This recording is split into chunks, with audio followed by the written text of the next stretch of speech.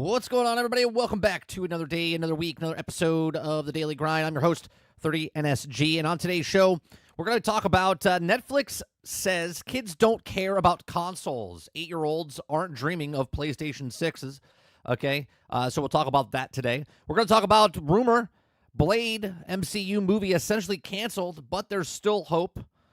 We're going to talk about a video by Last Stand Media. Steam on Xbox makes absolutely no sense for Xbox anyway, in any way. Okay, so we'll talk about that. And then we'll talk about Take-Two CEO says lack of GTA 6 news is create an enormous anticipation. Okay, so we have those stories on today's episode. I don't know why my camera is all... I don't know why it does that. Don't know why it does that. It like blows it out, even though it's on the exact same settings that it's supposed to be on. I don't know, chat. What's going on? Good morning. Let me see who's all here in chat right now. Eclipse, Hilly, Rowick, Water Bear, Gaming Fire, Wonder Rose. Who else am I missing here? Stealth Gaming, good morning. How's everyone doing? Big Mad Mo, how is it going? Hope you guys had a good weekend. This weekend I played a little bit more Atomfall. Outside of the streaming, we played on, what was it? Friday. We played on Friday. Played a morning stream on Friday. We were trying to do a playthrough where we kill everybody, right? We kill everybody. And then I found out afterwards that you can't kill everybody. I mean, you can kill everybody in the game, but you can't kill everybody, right? Because every time you go into a bunker or every time you go into another territory and come back into that one, everyone's back. Right, the NPCs come back, so it's not like Avowed where once you kill the people in the level, it's clear completely. Okay, so when we played on Friday, I wasn't doing any missions, I wasn't doing anything. I was just kind of wandering around, exploring, finding stuff, taking care of everybody on the map. But then I found out as soon as you leave and come back, it doesn't matter. So we're gonna play it again tonight. We're gonna continue our playthrough tonight. I'm about 7 hours into the game. I'm really enjoying it. I like the mechanics of it. I like the stealth mechanics. I like the gun mechanics. I like just the feel of the Fallout type of stuff. I like the way the structure of the... It's not really like quests. It's like you're an investigator, and you're like, find little things, and then it tells you, and you have to read, and there's different coordinates and stuff that you have to do, and when you look at the map, there's a... You know, the top and the side, it tells you like 76 or 30.6 by 73, and then you go in that area and you'll find something. So there's a lot of like little exploration type of stuff. There's also like hidden things behind waterfalls, which is already a bonus on most games because a lot of people don't put stuff behind waterfalls anymore for some strange reason. But yeah, I'm enjoying it. So we'll play more tonight, 8 p.m. Eastern over on 30 and Still Gaming. All right, so... There's also one more story I want to talk about. We'll get through these stories first, and if we have time near the end, we'll talk about the Black Myth Wukong thing. I've read an article over the weekend. Me and Krebsy were going back and forth in Discord, and now other people are running with the story. I saw it this morning, so I posted it in the Discord. But that's not one of the main topics. If we have time, we'll talk about it at the end. What I really want to talk about is this first article coming from Netflix. It says, Netflix says kids don't care about consoles. 8-year-olds aren't dreaming of PlayStation 6. Now, just a couple of weeks ago, I would have been like, what is this guy talking about? But then I had a conversation. What's going on, Orgus? All right, what's going on, Krebsy? I had a conversation with a youngster, someone that's in their like 20. I think she was 23, and the other kid was 22, if I'm not mistaken. And we were just having a conversation. It had nothing to do with video games. It had nothing to do with anything else. And it just happened to go with, we were talking about television, and we were talking about movies, right? It started with a conversation about movies. And they said they don't go to the theater anymore. And I was like, well, why don't you go to the theater anymore? Do you not like the theater because of prices? Or do you not like the theater because of, whatever? And they're like, no, we just watch YouTube. And I was just like, you just watch YouTube? And then I thought about it for a second, and I was like, well, wait a minute. My son's 10 years old, and that's all he watches. My son doesn't watch television. He doesn't watch television. We don't even have cable. Okay, and follow me here. Follow me here for a second, right? I'll get to the actual point. Okay, so he doesn't watch television. He doesn't have like Saturday morning cartoons like we used to watch, or like I used to watch. It should say all of us are different ages. When I was a kid, Saturday morning cartoons were a big thing. Watching cartoons before I went to school, and then afterwards, I used to watch like DuckTales or Tailspin and all the other stuff after I got back from school, or used to watch He-Man and Transformers and all that stuff. They're not watching any of that stuff on TV anymore. They're watching YouTube videos. They're watching YouTube, nonstop YouTube, right? And I went, holy shit! It hit me like a ton of bricks, right? And I was just like, this generation, and I'm 46, right? And there's people that are 23, okay, 23, 22, that they don't do anything other than watch YouTube. They don't watch CBS or NBC or Fox or anything like that, right? For shows, they just watch YouTube. And I was thinking about this, and I was like, the whole entire lower demographic, okay, none of those people, I shouldn't say none, but a large portion of this young I don't know, kids, young adults, none of them are watching television anymore. So a lot of them are not buying consoles, right? We know this, that consoles peaked in 2008, saturation market. What do they call it? A mature market. Okay. And then we know that other people, there's 1.9 billion people playing PC games. There's 3 billion people that own mobile devices and whatnot. And then there's this Netflix article that says 8-year-olds aren't dreaming of PlayStation 6. If you guys like what I do here, we do this Monday through Thursday.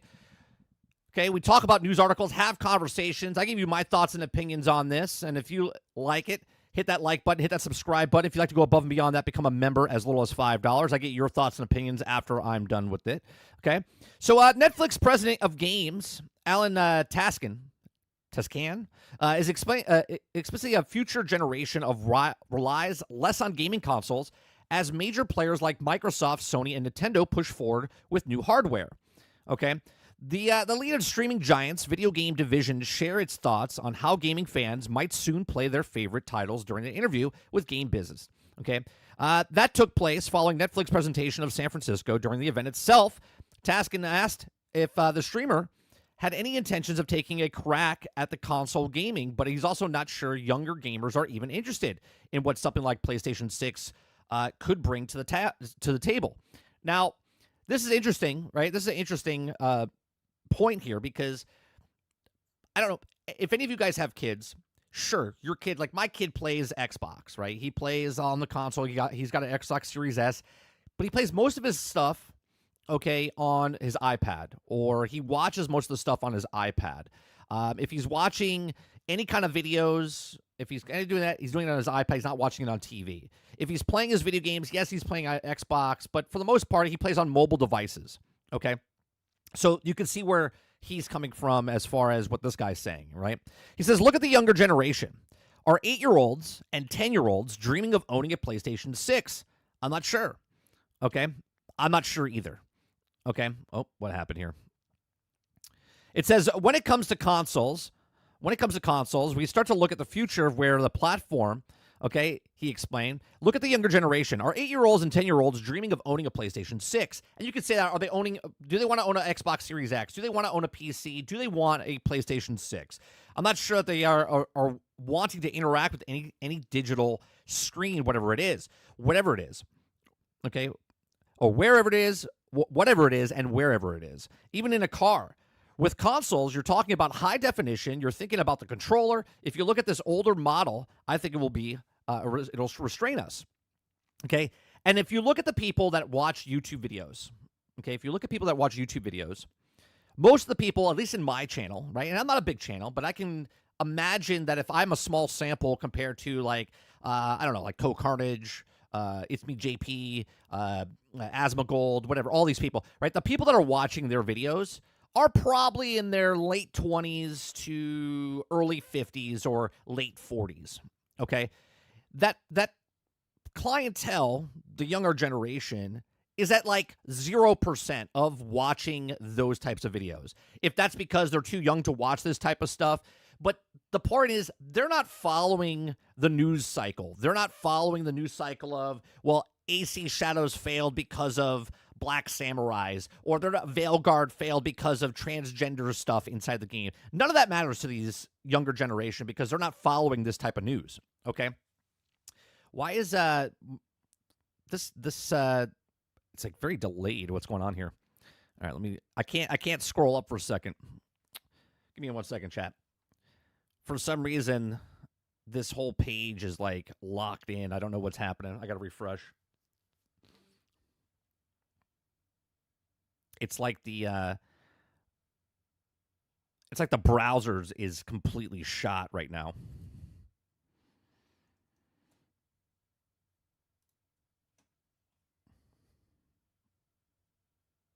What is using all of that? Let's see here. That's Streamlabs. What do we have running in the background over here?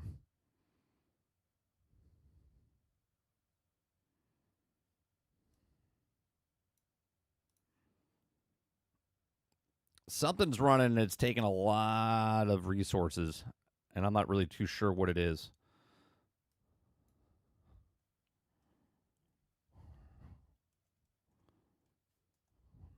So let me just close this down.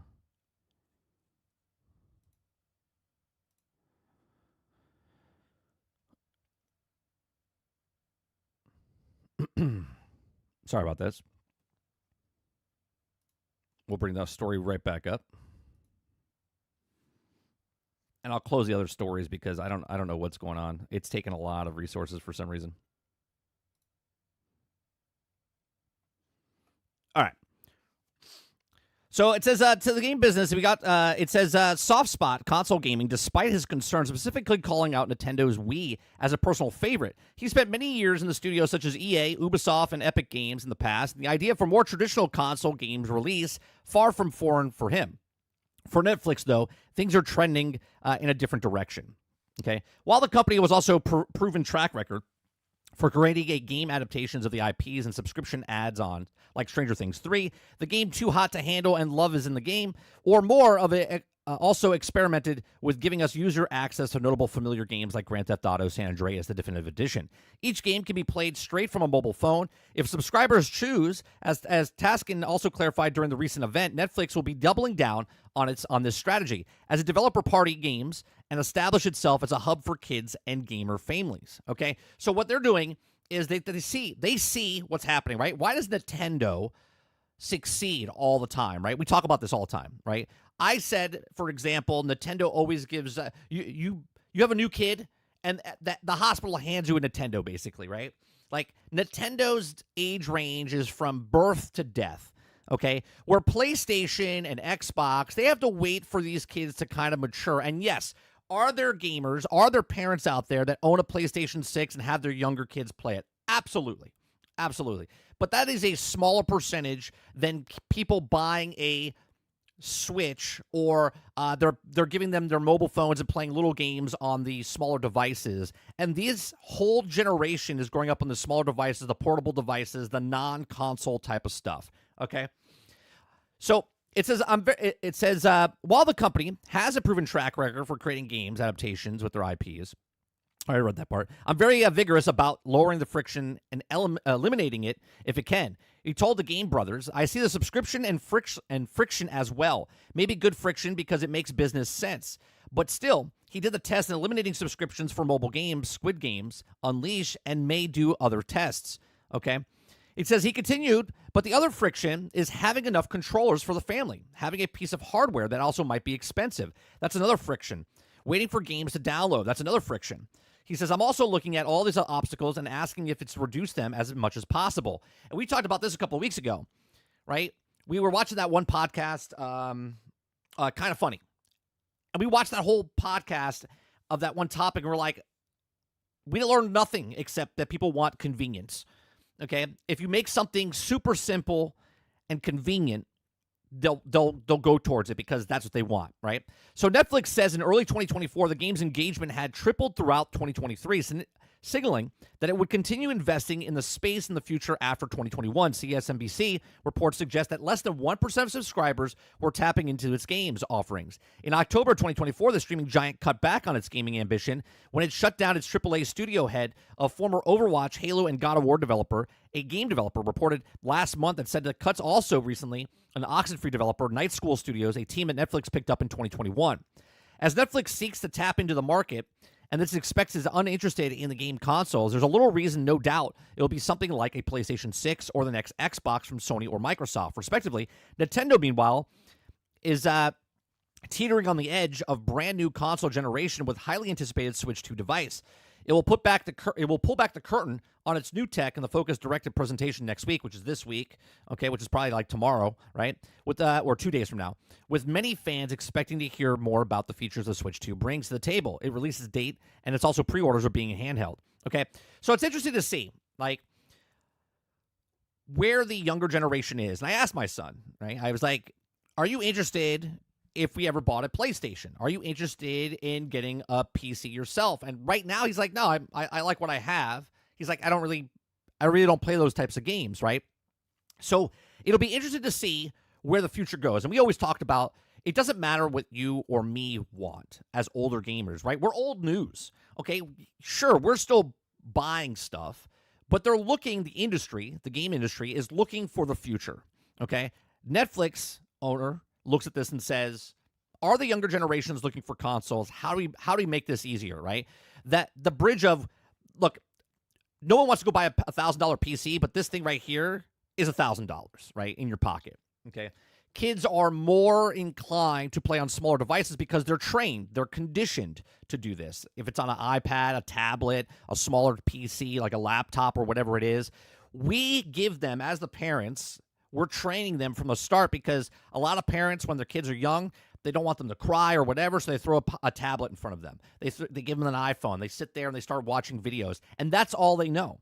Okay, that's all I know. When I was younger, my first television set was the size of my iPad. It was like 7 inches. Okay, it was a black and white television set with bunny ears on it and stuff. That was my first TV, the same size as my iPad.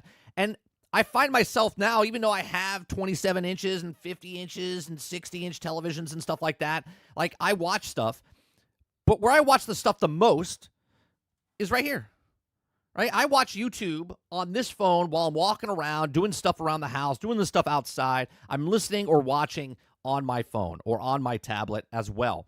So if that's happening with the adults, okay, and that is what's happening with the kids under the age of 10, and they're trained this way, then you got to look at what Nintendo's plan is. Then you got to look at Microsoft's plan, maybe making a handheld, and even PlayStation, where there are talks of making a handheld as well.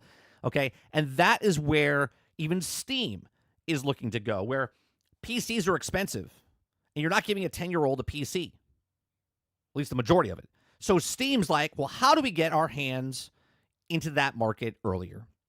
And that's where we'll go with the next story down the road, okay?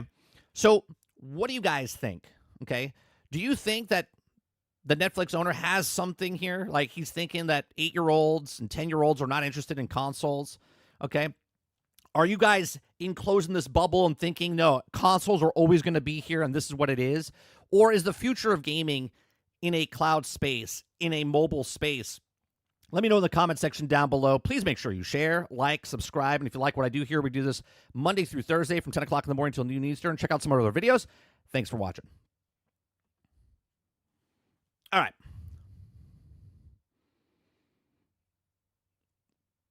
Let me scroll back up here, see what you guys are saying. Krebsy says, F Disney. Waterbear says, oh, no, he's talking about that. Okay, morning. What's going on, Kylo? Waterbear says, as soon as you talk about them, the stream goes down. Did my stream go down? I don't think it did go. Did it go down? I don't think it went down. What's going on, Argus? Waterbear says, I don't think 8-year-olds think about pretty much anything, especially games. So I feel like he's asking the wrong audience about the games in general. No, I think what they're trying to do, I don't think they're asking. He's asking the question. He's saying that the future of gaming is not with the older gamers, and he's thinking that it's not about the 8-year-olds or 10-year-olds because they don't want consoles. They're being conditioned to like mobile devices. Krebsy says, yeah, if Disney actually put effort into the products, I wouldn't say F Disney. Kylo says, honestly, his take doesn't seem too seemed too far-fetched. Roic says, Thundercats was my show. I love Thundercats, Roic. That was a great show back then. Krebsy says, I don't watch TV. Kylo says, true, that Krebsy, and I just don't think that they have to create minds anymore, make decent media anymore. They died or retired. Mayhem 1991 says, my son is 7, watches TV shows all the time. Sure, Mayhem. We can always pull out, like, your specific in your bubble, right? This is why I brought it up in the beginning. I talked to other people outside, and they're like, we don't watch TV. There's a huge portion of people that don't watch TV anymore. So much so that's why YouTube has surpassed television, right? I forget what it was. What was the number we read a couple of weeks ago, chat, about YouTube and how many people watch YouTube and how it's surpassed all numbers of television. And now YouTube is encroaching on people are watching YouTube on television, so not even watching television anymore. Thrawn Kill says, my 10-year-old likes to watch Dragon Ball Z OG on Crunchyroll. What's going on, Robert Jones? What's going on, Thrawn?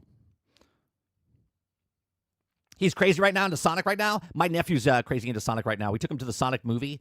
We got him like he had a Sonic birthday party. Christmas gifts were all Sonic. Like he is all into Sonic right now. Movie posters, toys. Like, it's crazy.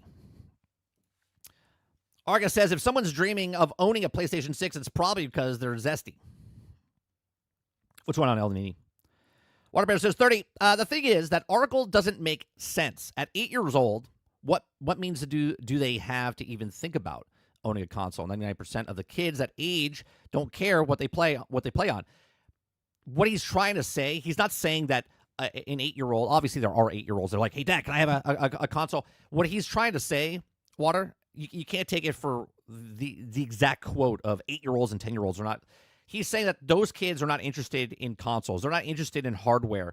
They're interested in the smaller screens and what's put in front of them, right? They don't care. They're not like us where we're like, oh, the graphics are a little, they're not as good, right? They're not like that, right? My 10-year-old doesn't give a shit about frames per second. My 10-year-old doesn't give a shit about how graphics look. They just look at it and go, that's cool, that's fun, that's what it is, okay?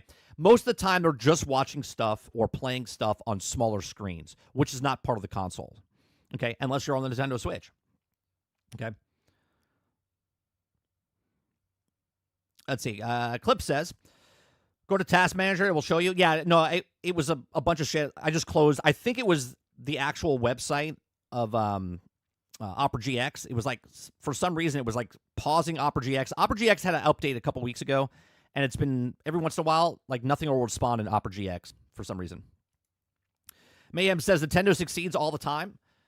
Well, 99% of the time, even when they make a fatal mistake like the Wii U, it doesn't matter because what they did in the 80s and 90s, Nintendo made so much money, they can take risks. Hence why, you're new here, okay? Hence why we have a song called Crazy Uncle Nintendo. Crazy Uncle Nintendo does what they want, okay? Crazy Uncle Nintendo can decide to sell you cardboard and they'll make millions off of it. Crazy Uncle Nintendo will decide to go left when everyone goes right. Everyone makes a high-end console and Nintendo makes a lower-end handheld device and sells the most ever in the last 25 years. The only two other systems that sell more than this system was their other system, Nintendo 3D or Nintendo DS, I think, and also the PlayStation 2. Crowded House says, I have a question. Do you think that Xbox and Sony should lean more into adult content by adding more sex and nudity like what we see in movies and TV today? I don't know if they should lean more into it, House.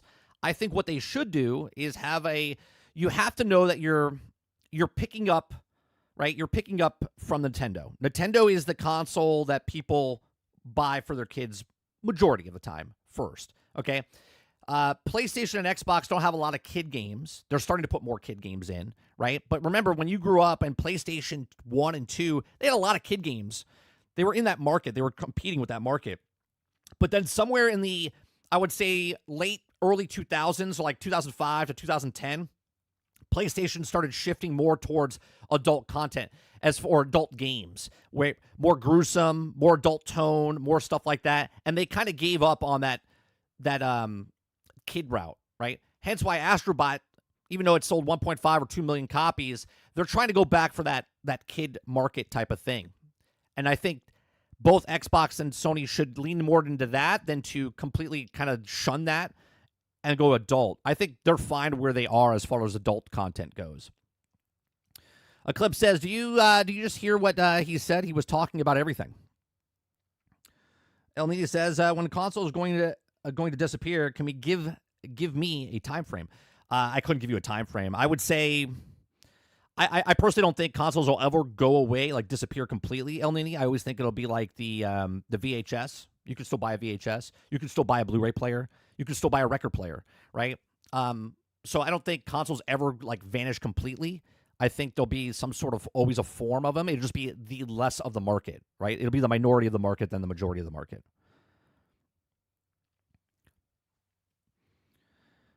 What's going on? Is it Nusua? Argus says also the stream chat, don't be zesty. It says these little kids are okay playing Fortnite and Minecraft with touch controls. It's crazy to me. Right. And that's another thing we don't look at. A lot of people that don't have kids don't understand this. And the people that have kids are like, yeah, if you don't really think about it. You just let them play the game. But then you're like, oh, that's weird. They don't play with controllers.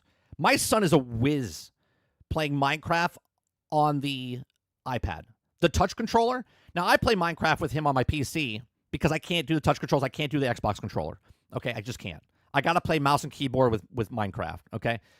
He is almost as fast as building on the if you've ever tried to play Minecraft on the touchpad on an iPad or a Android device, it's not the smoothest experience. My son looks like he's hacking into NASA. He's like he is so fast at doing stuff on Minecraft, it blows my mind, okay? And that is just skills that he's going to take with him because we look at that and go, oh, that's crazy. I can't use that. But that's just every day for him. He's just adapting to it and becoming, so as they grow older, he actually, the other day, I caught him doing this. I forget what we were doing. We were watching something. We were just watching a YouTube video. And he tried to zoom in to the YouTube video. He thought that he was playing the game for a second, and he was trying to zoom in. And I was like, buddy, and he just started laughing. He's like, I don't know. My brain thought it was pretty funny. Argus says, I'm looking forward to the console break into the PC space, fully make affordable, high-performance PCs. What's going on, Altern? I don't know. Kids get really excited and jump from happiness. You should see my kid play a video game when he's running around. Waterbear says, at least they make it easier to replace parts inside the console itself, if that's what you're referring to. Oh, like swap out the hard drive, swap out the disk drive and stuff like that, make your own console. That could be the future. We talked about that back in 2016. Roic says, parents are not buying these $500, $700 systems and high-end PCs for their 8-year-olds, which makes sense. They can do those games pretty much anything. Well, but they are buying a $1,000 cell phone, right? They are buying a $1,000 cell phone. So they're not buying dedicated consoles for them, but they are buying cell phones because maybe they need to get a cell phone because they need to know where they are, right? They need to track them or whatever it is. Let's go on, Z. Z says, for kid, Steam Deck before PC, you can dock it just fine. That might be a thing. We'll get to that in a second, Z. Because there's a video we watched, or I watched yesterday, that Krebsy put into Discord, talking about when Steam and Xbox are teaming up. We'll talk about that in a second. Krebsy says, when I was 7, I thought cars farted exhaust, but when I learned how cars work, Zelnick mobile video, but mentioned console like 30 times, would trust Zelnick, who makes hits than Netflix, who hasn't yet. Sure. I mean, I have a Zelnick story. I haven't read it yet, so I can read that and then give you my thoughts on that, Krebsy. Ron says, I hate touch controls. Agreed, Ron. I hate it. I can't do it. I don't want my fat thumbs blocking the screen when I'm playing. Hence why I got a backbone controller to hook up to my phone when I do play on mobile. Crowd says, for the record, I feel like movies and TV are the little gratuitous in their content these days. I feel like they add stuff that is so unnecessary to movie. Wait, so unnecessary to move the story forward. More proof creativity is bankrupt. Oh, for sure. For sure. Like just gratuitous like sex or violence and stuff like that. You shouldn't be buying an 8-year-old a phone. I mean, that's for parents. My son does not have a phone. He will not be getting a phone until he's probably 12 or 13. Right? So I got about another 2 years, Krebsy. But for some people, I do recommend, though, if you're going to buy a mobile device for someone, you can get them a watch that they can make phone calls only to like certain numbers. Or if you get like a iPod Touch or a smaller tablet, you know what I mean? But yeah, I agree. I don't think youngsters should have a cell phone. But they if you don't give them a mobile device, you're kind of hindering them socially with the rest of their friends. I didn't mean to say fans. With their friends, right? Because at school, their friends are going to have tablets and talk about stuff, and if they're not, they'll be shunned socially. Okay, and if you remember elementary school and middle school starts to get brutal, and then high school is even brutal, even more. Okay, if you don't have a cell phone, be like, what are you, some loser that doesn't have a cell phone? So from a person, and I know you don't have kids, Krebsy, yeah, you won't understand. Okay, that if it's not just getting a phone or some sort of device for your kid just so they know what the hell's going on in the future. Okay, but if not giving them a tablet or not giving them a cell phone, you're hindering them socially, and also they're falling behind already because the future is touchscreens. The future is mobile devices, and every day that they don't have something it's deteriorating them to be competitive in the market down the road. I know it sounds ridiculous, but I personally, and again, this is how I do my son, right? You do whoever your sons and daughters are out there. But my son's allowed to use the iPad for a certain period of time. He's not on it all day. He's not allowed to play video games all day. He has to go outside. He has to use his brain. He has to use his creativity, right? But I'm also not taking it away from him where he's not using it at all, because that would be a disadvantage for him with everybody else. Parents I know just buy their kids cheap tablets. Yeah, small tablets. If you need to get in contact with them, you can put a watch on them, and they could, which I don't have yet, but we've looked into it, where he can make a phone call only to like 2 numbers, 3 numbers. Z says, so lucky my kid did not want a phone, even though the high school, but he also had all the gear at home, console, PC, etc. Yeah, so it's each their own. But not giving a kid some sort of device, you're giving them a disadvantage socially, and also just in the future for jobs and whatever else in the future. All right, let me bring up the next story. Thank God I put these stories in our that was IGN's article, right? Okay. Let's watch this video now.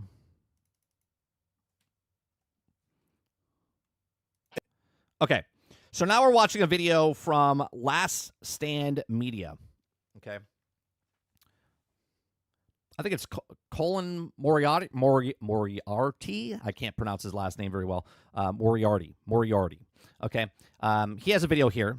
Krebsy shared this inside our Discord yesterday. It's called Steam on Xbox Makes Absolutely No Sense. Now, I've already seen this. I watched it last night, but I'm going to watch it again with you guys, give you my thoughts and opinions as we go along with it, and then give you my thoughts. Again, last night in Discord, I went back and thinking about, okay, maybe this is what's happening. Again, all of this, yeah, butchered it, Altern. All of this is just speculation, right? We're talking about, a rumor of a rumor, and then what's about the rumor, which is there's a rumor going around that Steam is going to be on Xbox, right? And then people are running with it like it's official, but it's not official, right? You can make speculations, but we don't know what's happening, right? So Steam might be coming to Xbox. If it comes to Xbox, what does it mean? Okay, so that's what this video is about. Okay, so let's watch this. An interesting rumor has been circulating recently, one that's frankly deeply perplexed me, and one that I think needs to be aired out a little more. The rumor is as follows. Microsoft, in an attempt to keep Xbox alive and relevant for at least one more console generation as a functioning hardware ecosystem, is going to pursue a more open-ended machine that would, amongst other functionality, allow players to load alternate storefronts like Steam and their external libraries therein. It's true that this may very well come to pass. The sources that are reporting on this... Microsoft just leaked an Xbox interface mock-up which has Steam game integration. Okay? Sure. Okay? This might be true, but we don't know how it's implemented into the actual thing yet. The likes of friend of Last Stand Jez Corden are typically quite reliable, but I can't help but ask a simple question, one that I feel like no one else is actually pursuing. How does running Steam on Xbox help Xbox? Indeed, doesn't that actively hurt? Here's what I think. After watching the video last night, and he says, how does running Steam help Xbox? I think it helps both, right? And here's what I think. As far as the video goes, we'll watch it more, but I'm going to give you my thoughts as we go, right? After I watched the whole video, I was like, okay, how much does it cost to buy a PC?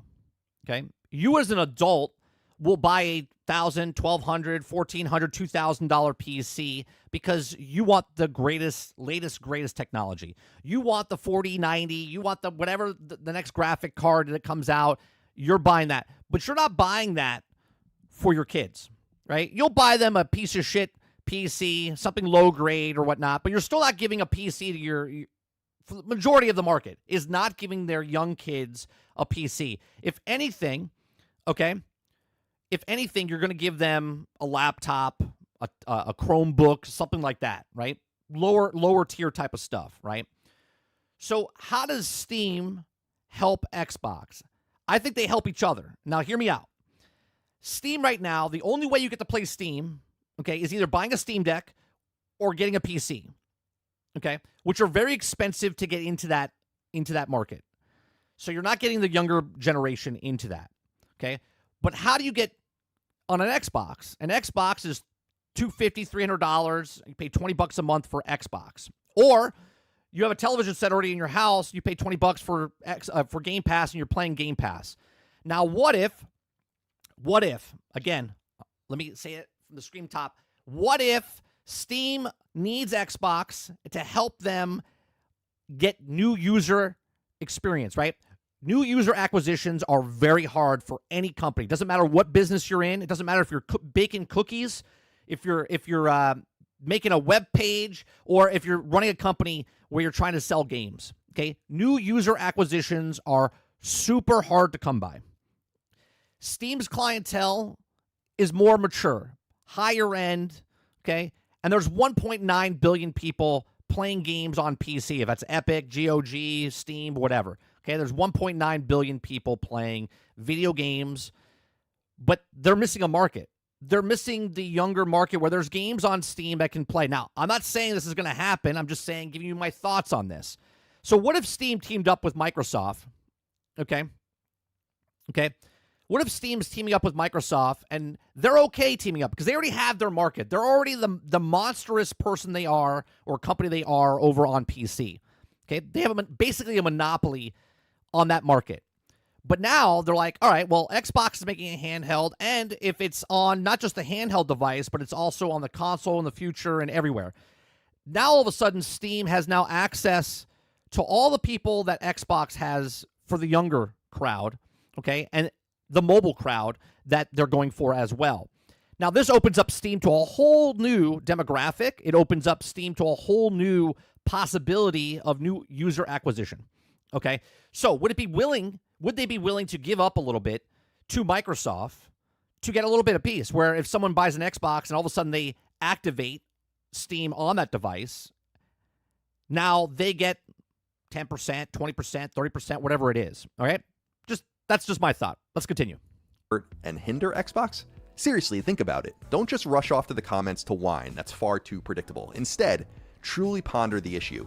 If Xbox runs Steam, how does Xbox make any money? I just gave you an example how they make money, right? Because Steam would be willing to give up a percentage to get a new user, right, acquisition. If your next Xbox is a bona fide Steam machine, isn't that effectively the actual end of the entire Xbox ecosystem? Yes. If you were given the choice of buying games on Steam and Xbox, which share virtually identical libraries when it comes to thousands of important titles. You got to remember, there's a lot of people that don't have PCs and Steam. There's also a lot of people that don't have consoles. So now they're getting into this market at a lower end. But with one ecosystem far larger and more prodigious sucking all of the oxygen out of the room, how does Xbox benefit? The answer is simple. It doesn't. But they can.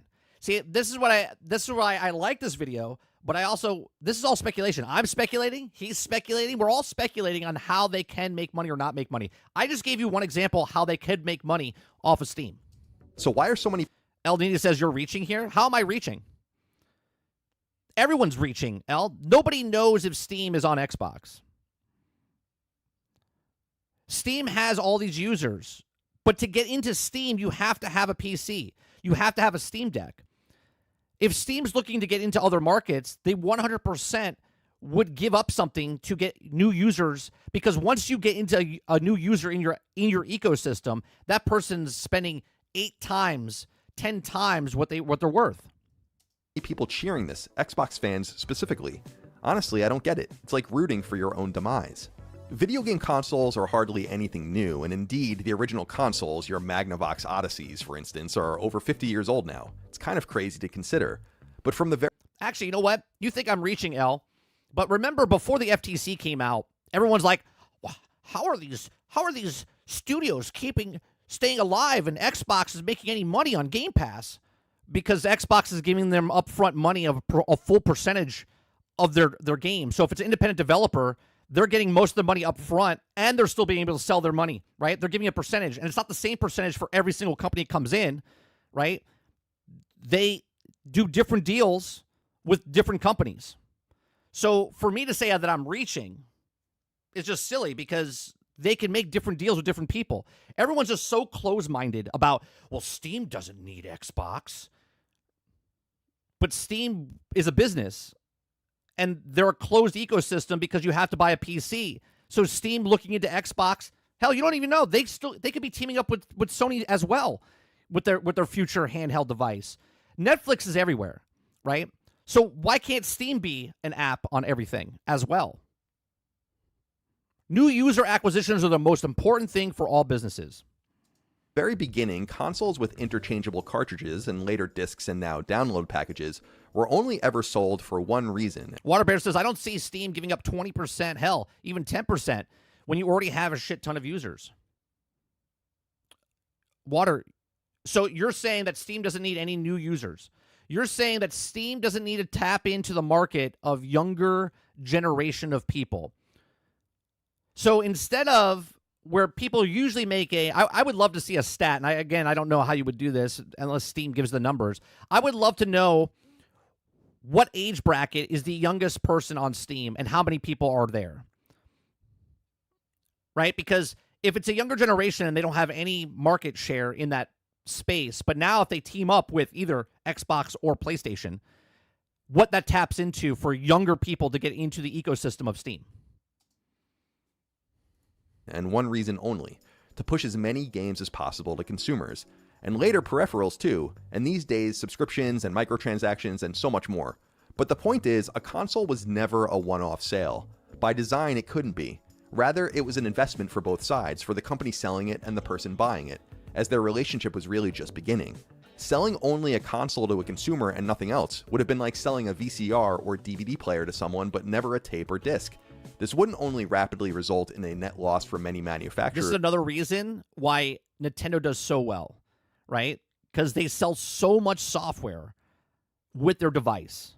This is why Nintendo has so much money back in the 80s and 90s, because they had very little competition, and they were the kings. They saved gaming back in the 80s, okay?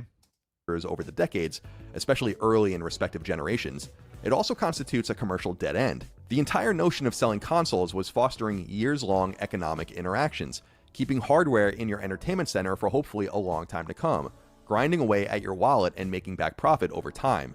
This metric used to be primarily measured... Exactly, Z. Steam can get non-PC players. Duh.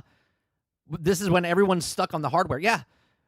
If they can team up with other people they can get people that don't have PCs to get Steam. They get new acquisitions of players without worrying about people buying a PC. By statistics like attach rate. For instance, my favorite console of all time, the NES, first launched in the American market in 1985 for $200, which is sadly... El Nini says the younger generation is already skipping Xbox. No, see, you're missing the point. The younger generation's already skipping consoles. More younger generations play on tablets and mobile phones. Did you just miss the first conversation we had with Netflix? Really well over $500 in today's money, adjusted for inflation. Globally, it sold roughly 62 million units before being discontinued in the mid-90s, and was available for as little as $49.99 during the top-loader dog-bone controller era. There were something like 700 games or so launched for the NES in America over a decade, and more than 1,000 globally, with a huge number of Japanese exclusives. And between first and third-party titles, Nintendo managed to shift some 500 million games for the console, giving NES an attach rate of 8.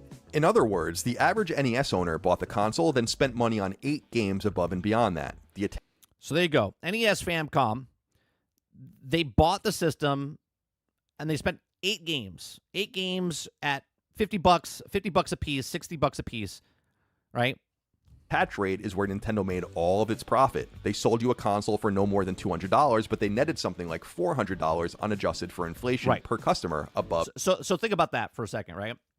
So if Steam can get on a handheld device, if it's with Xbox or any other device, that they buy in and now it's just an app on that device.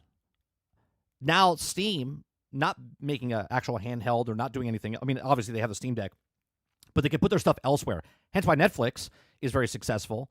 Okay, even at 1%, okay, they're still making a profit off it because they didn't make a device. They didn't make anything. They're just making these small games, and they're getting these new user acquisitions.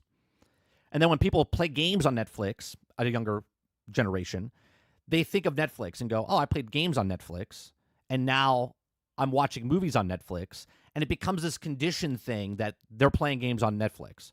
Okay? Same thing goes for anybody that's younger, right? You remember certain TV shows. You remember certain things. How do I get this? Well, you get it from here, right? And you start associating that and conditioning yourself as a young age so you know. And then now with digital stuff, once you're in the ecosystem, you're in the ecosystem.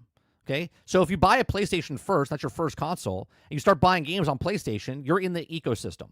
If you're on Xbox, you're in your ecosystem. Then you have lost cost fallacy, where you're putting stuff in. You don't want to leave that ecosystem because then you lose all that stuff.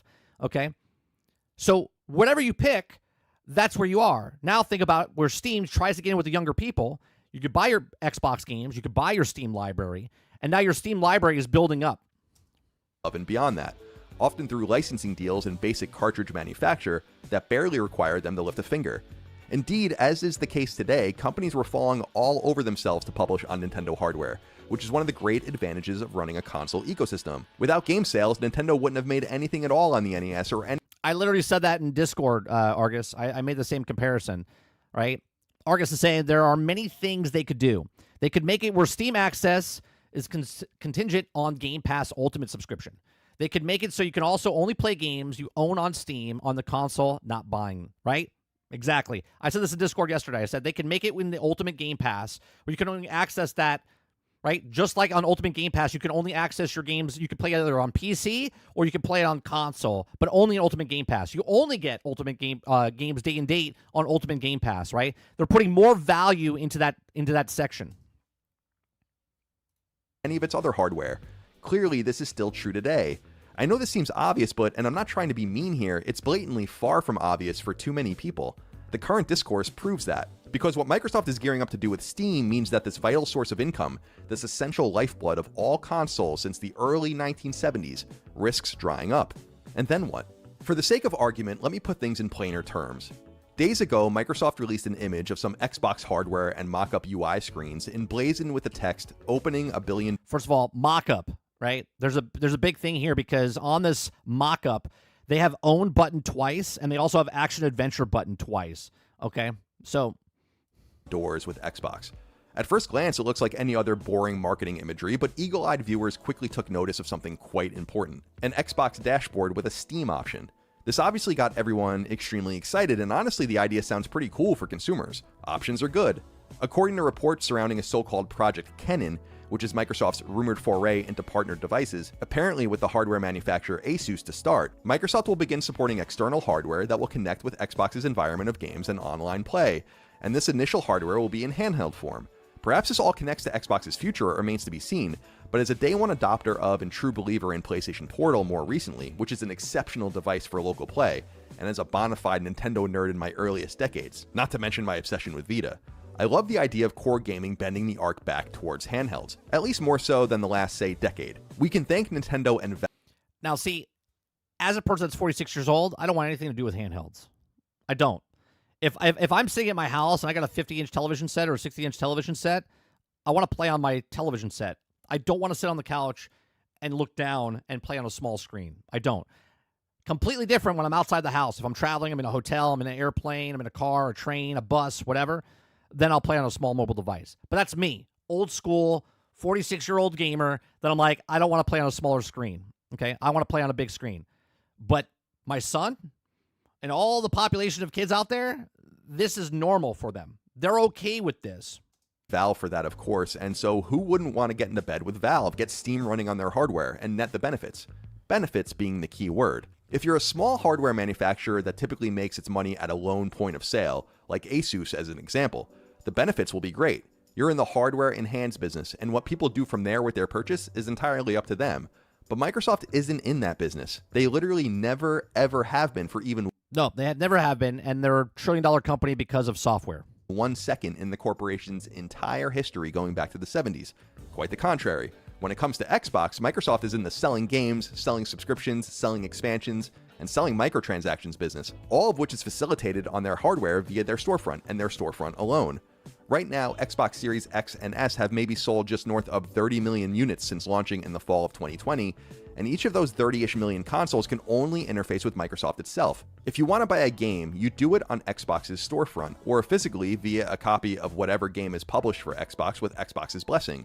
If you buy a Fortnite skin on Xbox, Microsoft gets a cut. If you buy a future Civilization 7 expansion on Xbox, Microsoft gets a cut. The entire premise of selling gaming hardware at scale is to monopolize the console's monetization. Yeah, Titan. Right now, no one makes a single penny on Xbox without Microsoft getting their piece. This is the way it's always worked. When Rockstar sells a copy of Grand Theft Auto 6 on Xbox Series X or S later this year, and assuming it costs $70, Rockstar will walk away with $49 and Microsoft with $21. Multiply that by millions of copies and you can see the very definition of latent income. Xbox, like Sony and Nintendo, are totally reliant on this model. Undoing it is likely impossible. Then again, that doesn't mean Microsoft isn't about to try. So let's really illustrate the issue at hand. The next Xbox comes out, and it's some sort of simplified gaming PC running Windows and with an Xbox vertical. You can make this example for any console. He's just using Xbox because the next PlayStation could be a PC as well, right? There's no doubt that some people will continue to buy games on Xbox, subscribe to Game Pass, and microtransact until the cows come home, and that's all well and good. But if this new Xbox gives players the option to access Steam, and that's where many players migrate, it's likely those players were never really Xboxes to begin with. So his point of view right now is that if you're already a Steam person, then you already have an Xbox, so then you don't need Xbox and you're already on Steam, right? My point of view is that there's people that don't have Steam. And this could be a way to get into Steam because they don't own, right? Sure, there's 1.9 billion people that play PC games, but that doesn't mean they're all on Steam, right? They're on Epic, they're on GOG, right? They're using Linux, whatever they're doing, right? There's just 1.9 billion people playing video games. Steam is a monopoly on PC. But how do they get themselves out to more people? Doing what Netflix is doing, right? Just make an app, put it on other people's things, team up with people, and give a small percentage. We don't know the percentage. And again, this is all speculation, by the way. Okay? And that's how they would make money. They would be okay giving money up because they already have this money. They're not getting no one's competing with Steam. Steam is a conglomerate company over on PC. They have this boatload of money already here. And they're like, well, how do we get new user acquisition? We give a small percentage to these other companies to get new users. Or perhaps once were and are now gone forever, or at least partially or potentially even mostly inaccessible to Microsoft moving forward. This leaves the point of sale of the console itself as the only true financial interaction between the sides. Steam will then get another piece of agnostic hardware which to run off of, which I'm fairly positive they won't argue with. They're the only real winner in this entire hypothetical scenario, one that is nonetheless likely to come to pass. Let me just lay it all out there for those that don't get it. If the next Xbox runs Steam, Xbox won't make any money whatsoever. That's not true. From his speculation, from the business model, sure. But you don't know the deal they have with Steam, what percentage they have. From Xbox's point of view, if they give a small percentage, again, speculation, but let's say they take 5%, okay, 10% of all sales that come from what people buy off of this device to Steam. Steam's like, okay with that because they're getting a huge chunk of people to come into their system, and they'll still make money off of those people, right? 100% of zero is zero, okay? But 100% or 80% or 30% or 50% of everything, okay, is a lot better than 0%. Off of any of the games sold there. There's zero precedent for a company like Valve to cut in a third entity, and they have no motivation to do so. It's thus reasonable to expect that the motivation would be getting new user acquisitions. Steam access on an Xbox console will be a huge incentive for millions and millions of PC players, or the PC curious, which will then, for the first time in the entire history of the games industry, mind you, buy games from another entity and completely circumvent the console host entirely. It's weird to me that people don't seem to understand this, and how slippery of a slope this ultimately becomes. From the old business standpoint, he's 100% correct in my opinion. But again, we don't know the deals are going behind the way. We don't know what the deal is, what percentage they get, if they get anything. Comes for Microsoft. It's especially strange when you consider that Xbox's own games are on Steam, meaning that not only could players opt to buy the Steam version rather than the Xbox. Because his argument is, if Xbox is obsolete, well then so is PlayStation, right? If Steam comes on another handheld device or another thing, then PlayStation's also obsolete because they're putting their games on that day and or not day and date, but on PC. But Xbox is doing day and date. But here's the thing: day and date right now for Xbox games is not Play Anywhere if you buy it on Steam. It's Play Anywhere if you buy it on Xbox, all right, in Windows Store, and then also at Xbox you can play it anywhere. But if you buy it on Steam, it's not Play Anywhere. Xbox version, but that doing so will slice a full 30% off of Xbox's cut, hurting them even more. If that game was purchased on the Xbox storefront, that 70% cut from the Steam sale would be 100%. But things get even crazier when you consider the vast majority of products people will want that Microsoft has nothing to do with. On this new Xbox, someone could roll up and buy, say, The Witcher 4 on Steam. 70% of that money will go to CD Projekt, 30% of it will go to Steam, and 0% of it will... In his example here, 100% he's correct. If they buy it through Steam, CD Projekt Red would get 70%, Steam would get 30%. But I like to change this because, again, if they buy it through that device, through the Xbox that has a Steam thing, okay, then they would get a percentage. If they buy it off of Steam, then this would actually happen here, and then they can access it on that Xbox device. But again, you're talking about people that already have Steam. My example is that the people that are coming in that might not have Steam at all, this is their first time getting into the ecosystem, okay? And if they only own that device, they don't own an Xbox, they don't own a PC, they buy this device for the first time, okay? Then that is a new acquisition for Xbox. That's a new acquisition for Steam because they're not buying that other device. They're not buying a PC, okay? So that percentage of 30% off of this device would be, let's say, 10%, 5%. So it'd be a 70, 25, 5%, 10%, whatever it is. Will go to Microsoft. Buying it on Xbox means that the same 70% would go to CD Projekt, but the 30% that went to Valve would now go to Microsoft. It should frankly be obvious to anyone with a brain how badly this can decay, and again, Valve has no reason to consider Microsoft's position and make it more palatable. Someone might say, well, maybe Steam will cut Xbox in. Where would that money come from exactly? The money would come from the money that's there, right? Especially coming from Steam, right? Epic and Steam are very, very charitable when it comes to putting games on the thing. A certain amount of sales on Steam, you get a bigger percentage, right? You get, once you hit a certain threshold of sales sold, you get another percentage, right? Steam gives that money. So I think, and maybe I'm getting confused here, I think Epic takes 11% or 8% and Steam takes 11%. I forget which one it is. But the more you sell, the more percentage you get. right? So if you use the Unreal Engine, okay, studios are getting like 8%, 7%, all right, or Epic only takes 7%, and they get the rest of it, okay, to help them grow. Same with Steam. Steam takes a percentage, and the more you sell on Steam, the bigger percentage you get. From whose pocket will Microsoft's cut be extracted? There's a fat chance there will be any sort of accommodation for this. This is why the entire idea of PlayStation games running on Xbox through Steam receives... Oh, absolutely, Z. Like I said in the very beginning of this, and I know people coming in, right? In the very beginning of this, I said this is his speculation. This is why I haven't talked about this at all, about Steam coming to Xbox and what could it mean? Because it's a speculation on speculation, right? This is why we're watching a video, okay? He's talking about what if, right? This is a what if moment, right? There's articles written about how Steam's coming to Xbox and everyone's freaking out. If, you know, can they play this? If Sony's going to be banning games and whatnot. And all I'm looking at is from the video itself, where he's asking the question, where's the percentage coming from? I just gave you multiple examples of where the actual price could come from, okay? From the actual whose pocket it's coming from and why would they do it? It's a major shrug from me and most other people. If you squint and look really hard, maybe you see that as a win for Microsoft, until you realize that player X went on Steam via Xbox, purchased The Last of Us Part 2 for $70, and sent $49 to Sony, $21 to Valve, and $0 to Microsoft. There's all of this conjecture out... Hold on, what did you say there? To Sony, $21 to Valve, and $0 to Microsoft. There's all of this conjecture out there that Sony would try to stop this from happening somehow, whether technically or perhaps more overtly. But why would they? Why would Sony care if someone purchased a copy of one of their games on Steam and played it on Xbox? The only entity of the three that receives nothing from such an arrangement is indeed Xbox. So if I were at Sony, I wouldn't only not worry about this, but I'd lean into it. It's the I agree there, right? Because a lot of people speculation of, no, Sony will block if this happens. And I'm like, why? Why would you block it? Right? Because he just said it.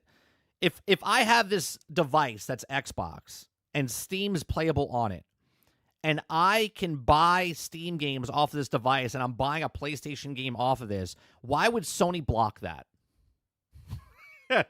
You would be stupid to block it, because not only are the people buying you and giving you money, right, but now you have a handheld device that's not even yours, and you're making the full profit off of it. You're 70% off someone else's device. Ultimate capitulation. If we go back in time and create an alternate reality, it would be akin to being able to play SNES cartridges on a Genesis and Sega releasing a press release talking about how great this new reality is. You can't see, this is completely different. I see what he's trying to do here, saying that Sega and putting a Nintendo cartridge in it. Look, this is such old school mentality. Okay, this is such a hypothetical of what's happening. This is a bad example in my opinion. Right? I get what he's trying to do as an example, but technology is completely different, okay? Technology is completely different. You can't take what's happening today and compare it to old school, because that was old school. You needed a console, okay? The reason Stadia failed compared to, or actually, before I even get to Stadia, the reason Sega Dreamcast failed, okay, is because of the turn of the century. The internet's not what the internet is today. Okay, if Sega Dreamcast came out today for the very first time and did what it did, it would be completely different, because the internet is completely different. Okay, the reason that Xbox succeeds today is because of Game Pass, because of the cloud, because of all the studios they own. Okay, like there's so many different reasons. You can't just say, well, this is like putting a cartridge into the other competitor. It's not that anymore. Everything's hybrid. Everything's hybrid. Netflix used to be just the disc. You could only get Netflix on the disc. But now you can get Netflix on your phone, your tablet, your television set, your console, PlayStation, Xbox, on your PC. You could get Netflix anywhere. There's no difference. If Game Pass did the exact same thing as Netflix, and Steam decided to do the exact same thing as Netflix, well, instead of having a box now you have an app. Now you're competing for the app on your television, on your phone, on your console, on your PC, whatever it is. Now it's, what can you do as value to the customer? The first person to bring the console that can do Steam and Netflix and all this other stuff on one console, the one that makes it the most convenient, the most simplistic thing, will win. or get the majority of the market. Is. It would initially seem like a bad thing for Nintendo and a great thing for Sega, at least until you thought about it for all of 2 seconds. Yeah, someone went and spent a couple of $100s on the Genesis only to send all of their subsequent vital dollars to someone else. That's not a win. That's a huge loss. How can people not get this? So by that example that he just gave, GameStop wouldn't have existed.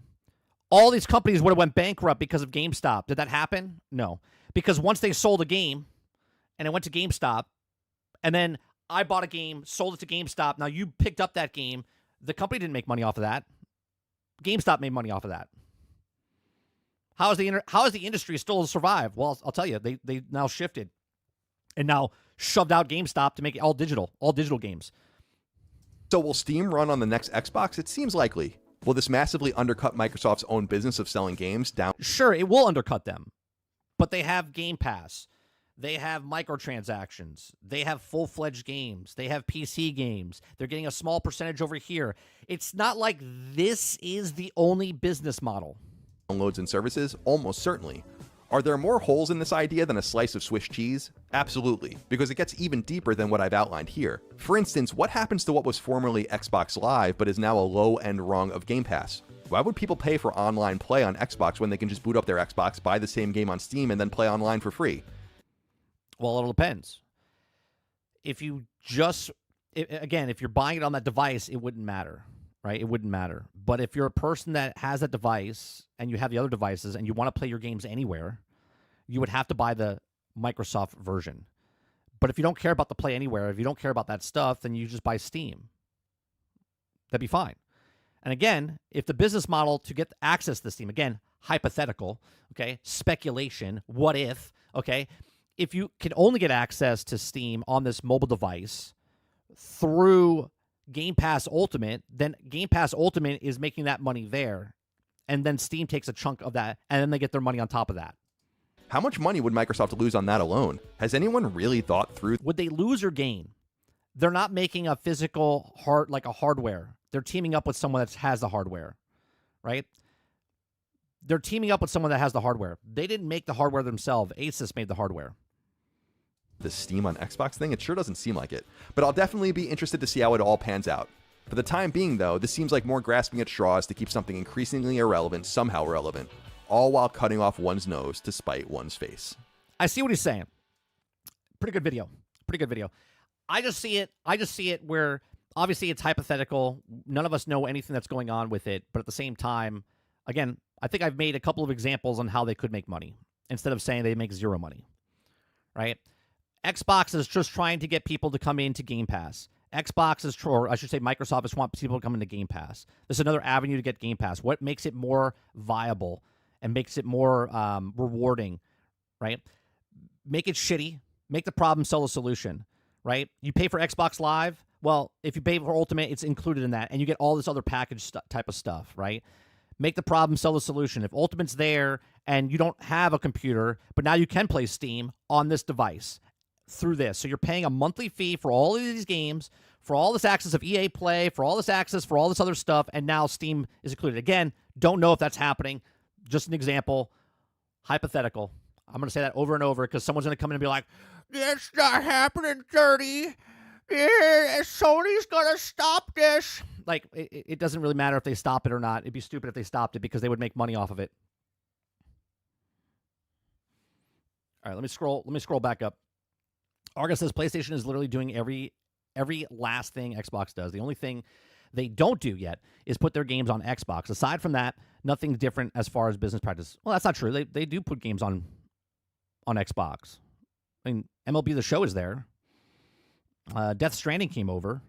I mean, there are games that they publish that are on, Final Fantasy. It's not Sony's brand, but you know what I'm saying? They're all coming over.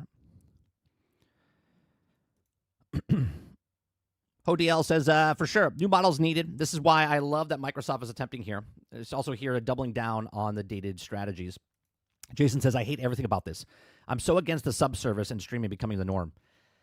I get it, Jason. I get it. But let's go back 20 years. If someone told you 20 years ago before the internet came in and said, there's never going to be A console again. It's on, and you would be like, no, consoles like physical boxes are it. That would never happen, right? This is exactly the same thing I talk about with horse and carriage. And someone says, I have a motor vehicle. They're like, you think you're going to replace the horse and carriage, right? And people are like, that's never going to happen. Well, obviously, it happens. Roadkill says, how are they going to make some cheap box that runs Steam, that hooks up to a TV, that nobody can hook up its cheap PC to the TV and run Steam games? But these are all speculations, Roadkill. You're asking if the handheld attached to the television set. Nobody knows this. We're all speculating what this is. People are running rampant that Sony's blocking games and Xbox has got Steam coming to it. Like, this whole video is just speculation of the stuff, and me commenting about it is speculation on speculation. None of this is official. Some guy named Butthole72 on Reddit reports something doesn't mean it's real. It's just speculation. When it finally comes out, if Microsoft says something, if Steam says something, if Sony says something, then and only then is it actually official.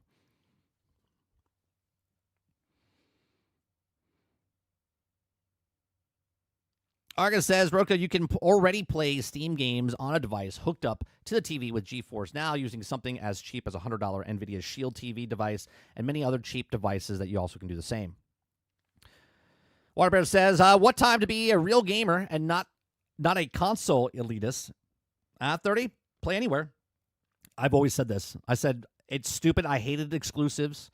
I totally understood first-party exclusives, but when they did the third-party exclusives, I hated it. I was like, why are you stopping me from playing a game and I have to buy a system for a third-party game? First-party games, I 100%. Third-party games that buy exclusivity, I hated it.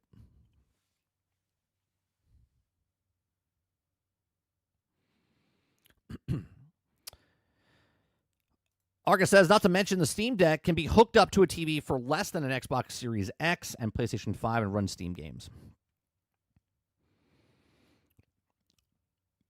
It says, why block it free money, and they play it on Steam anyways? It would be stupid for them to block it, but you know, they want them to buy a PlayStation. Krebs says, Sony would block it to keep brand integrity. I guess. Again, all speculation. If they're going to block it, then why don't they block it now? Why don't they block it now from Steam Deck?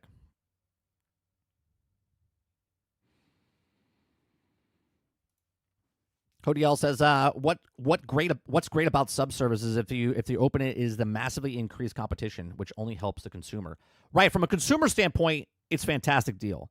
From a business standpoint, it's like the downfall, right? Because they have to constantly keep it. Netflix is in the same situation. Netflix has to constantly keep the value going, and they have to keep spending more and more money on their movies and television shows. They have to constantly keep the content coming, right? If they can't do that, then that's the downfall. Xbox has got 32 studios. I forget what it is. Okay. So they have plenty of first-party studios. Then they're teaming up with third-party studios to not stop them from going to other platforms, but to put them on Game Pass. They give them money up front to put them on their Game Pass to give them more value there.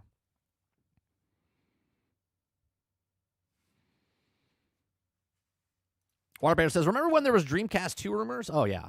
It was that like 6 years ago? Was that like 6 years ago? 5 years ago, Water? Why you got to bring up the Sega Dreamcast? Now I'm sad. I mean, Sega Dreamcast, man, was way ahead of its time. I love that system. That system was fantastic.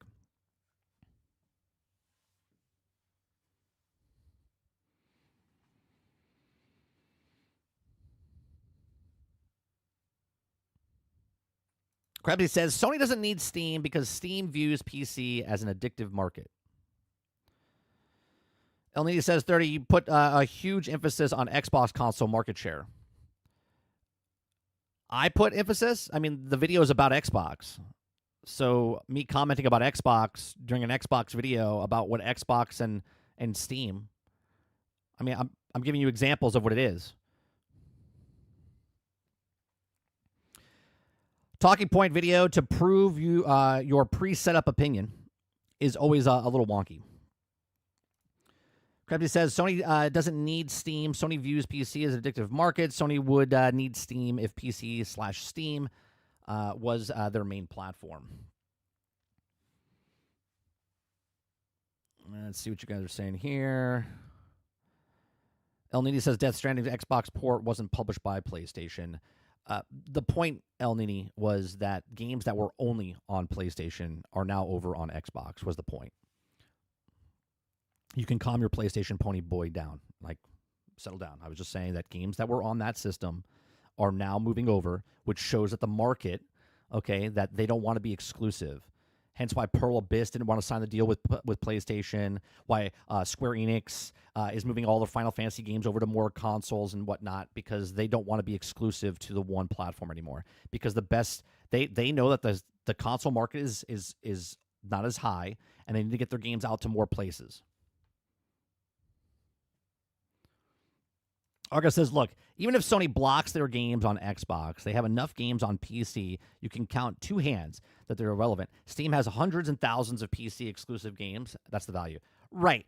Just, you don't even have to have, I know everyone, the ponies and the Xbox talk about how you can play the PC games over, right? The ponies are upset that you could possibly play the games, and the Xbox are ecstatic that you can play these PlayStation games over on Xbox. Right? But the value is the 19,000 games that came out to Steam, right? That's the value. Steam itself is 100% the value, not because I can play the 20 games that PlayStation now has on Steam.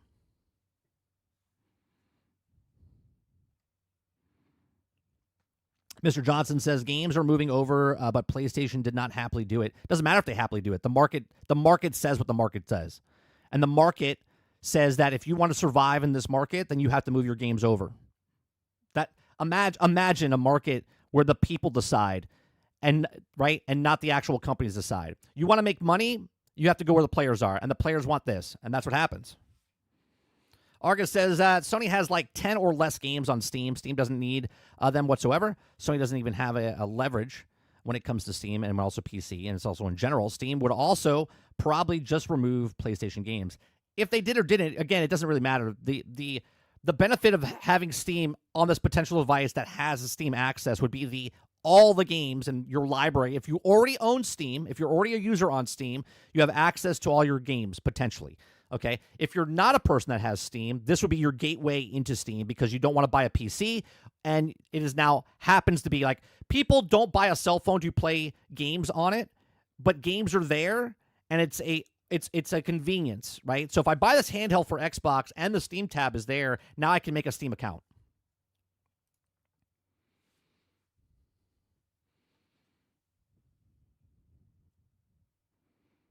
Where's Lego Horizon? I'm pretty sure that'll be coming soon, considering that all games take, 14 months, 15 months for the fastest one is 14 months, which is Spider-Man 2, was it not? It was like 14, 15 months. So you give Lego Horizon came out, 5 months ago? So this time next year, Lego Horizon will be on Steam. Right? Wasn't it already on? Wait, wasn't it already on Steam?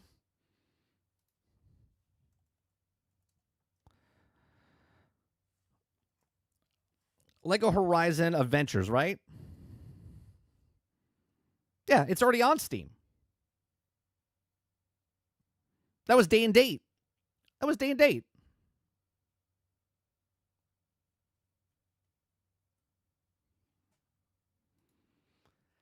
This was the argument people had where they said, well, it's not Sony, even though it's an IP from Sony. Sin says, sorry to change gears on y'all, but last night's episode of The Righteous Gemstone was absolutely hilarious. I don't know what you're doing with your life if you're not peeping that sitcom. I don't even know what that is. That's the first time I've ever heard of it, Sin. Altern says, so if you can play Steam games on Xbox, then why would you do games on Xbox? Wouldn't that eventually become Steam Machine and then not Xbox Machine? It all depends on we don't know how to access the Steam on the Xbox. If I can only access Steam if I'm a Game Pass Ultimate member, then Xbox is making their money off Game Pass Ultimate. If Steam is just on Xbox, then you would be correct. Why would you then do that? Okay. Maybe you're getting a dummier down version, right? Because, again, if you are a Steam guy, you're a PC player, then you would want your games to be at the highest possible frame rate and whatnot, so you would go play on your PC, right? But if you're on the go, then you can play your Steam library just like on the Steam Deck, and now whatever Xbox comes out with their handheld. But if I have an Xbox right now, and all of a sudden the Steam tab pops up, and I can access my Steam library through my Xbox, I mean, if I already have Ultimate, that's just more of an advantage for people that are there. Yeah, again, it doesn't really matter, right? If the people want to buy the games for PlayStation, they'll go buy a PlayStation.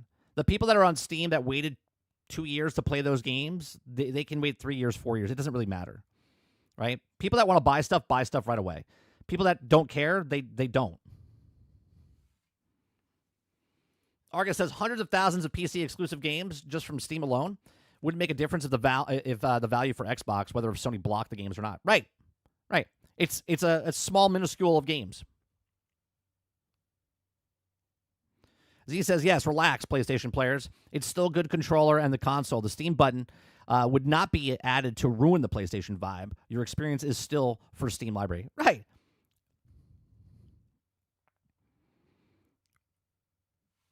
Krebsy says, now let's say the rumors of Steam making their own box are true. Wouldn't this Steam on Xbox counter the box? Steam on Xbox counter the box adventure.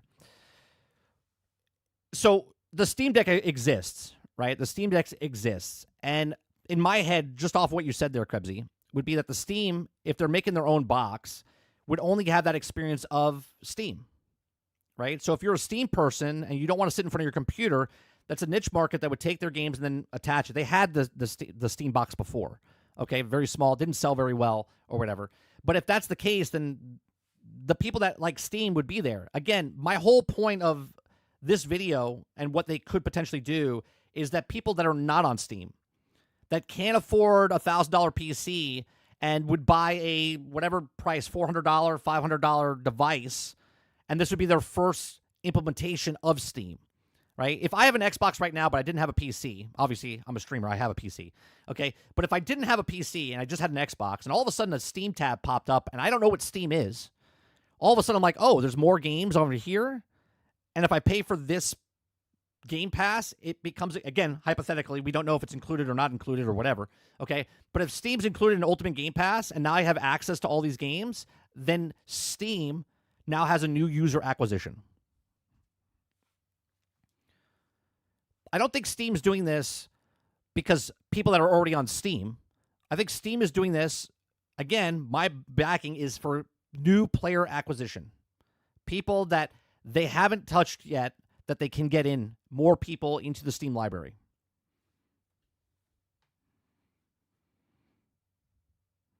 Waterbear says, definitely a hot topic at this point in the gaming world. Anything's possible. Streaming is making a huge push, becoming the main way to play. But will the quality be the same as downloading?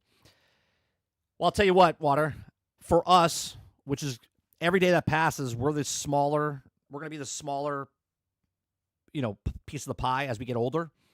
And the bigger piece of the pie is all the young kids and them playing on smaller screens and the quality degradation, and they would be okay with it. Where we're going to be like curmudgeon old men going, the games just look better when I was a kid. You know what I mean? Type of thing. The new crew doesn't care. They only care when they get to a certain point. But if they're conditioned at a younger age, when they get to that point, we'll see what happens in 10 years.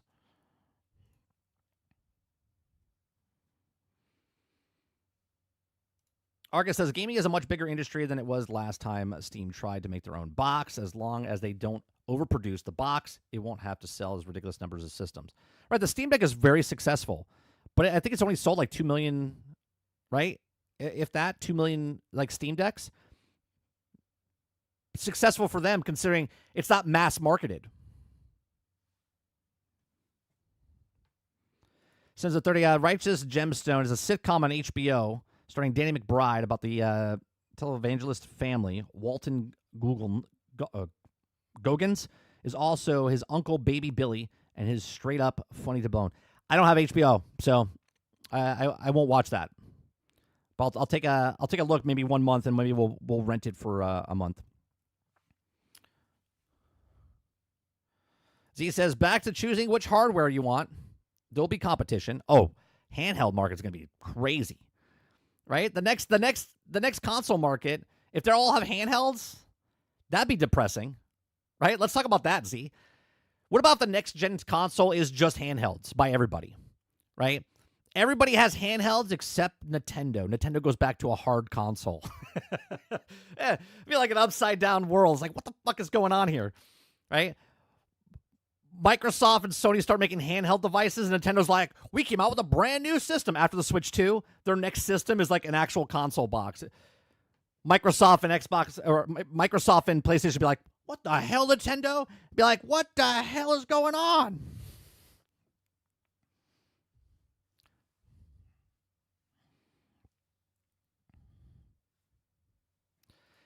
Roic says, at some point, us older gamers will age out, making way more newer gamers that also play different ways.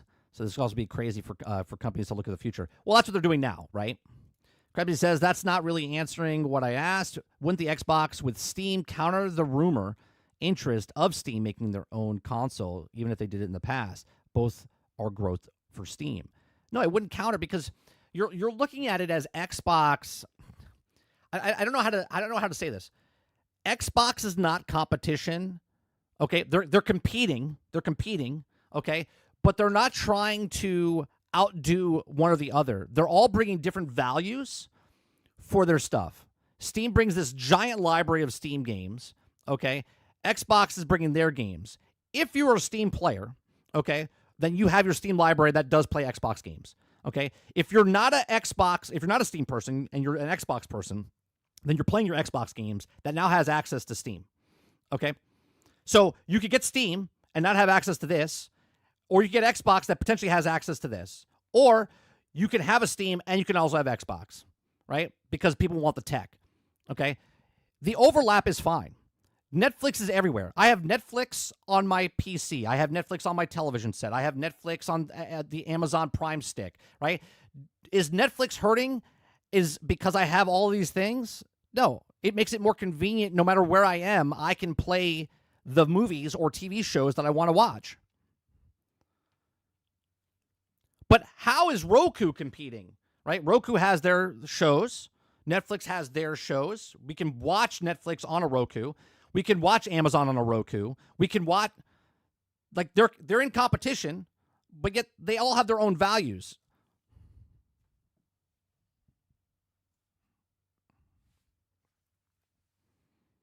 Robert Jones says we're 10 years away from all consoles being brain chips. You just download it. You're just like, hold on a second, I'm downloading. Okay, I'm done. Had an update.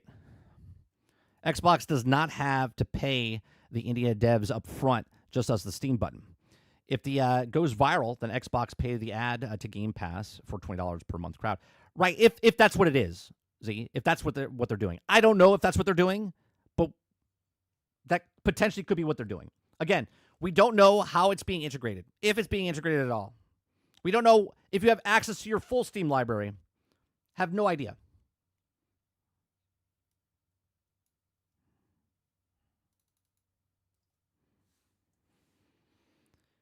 All right, the next topic.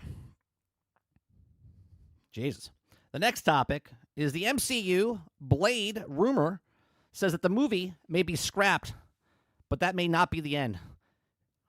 Like, how do you not do this? They announced this 5 years ago. Was it 2019?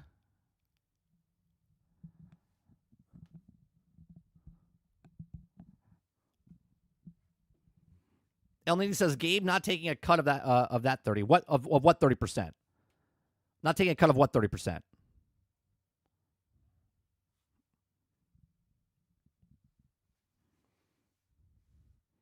Sin says, good point about Roku, Netflix, and Amazon. They are in direct competition with each other, and yet they overlap with regard to the access between the three. Yeah, off one device. Yeah.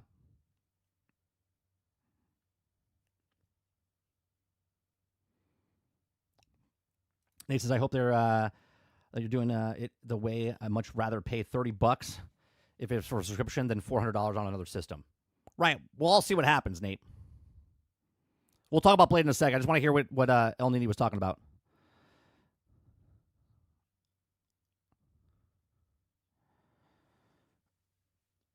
Ron says, what if Steam, they are referring to its actual Steam that comes from the oven? Maybe, Ron, maybe. I'm deducting you 3 points today. 3 points with the dumb comment. Negative 3 points for Ron today for that. You can earn it back, Ron. You can earn it back.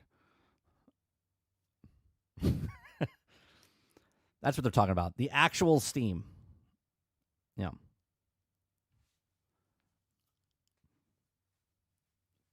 El Nini, you're not gonna you type it now? I'm waiting for what you're talking about. Gabe will not be taking that cut of that 30%.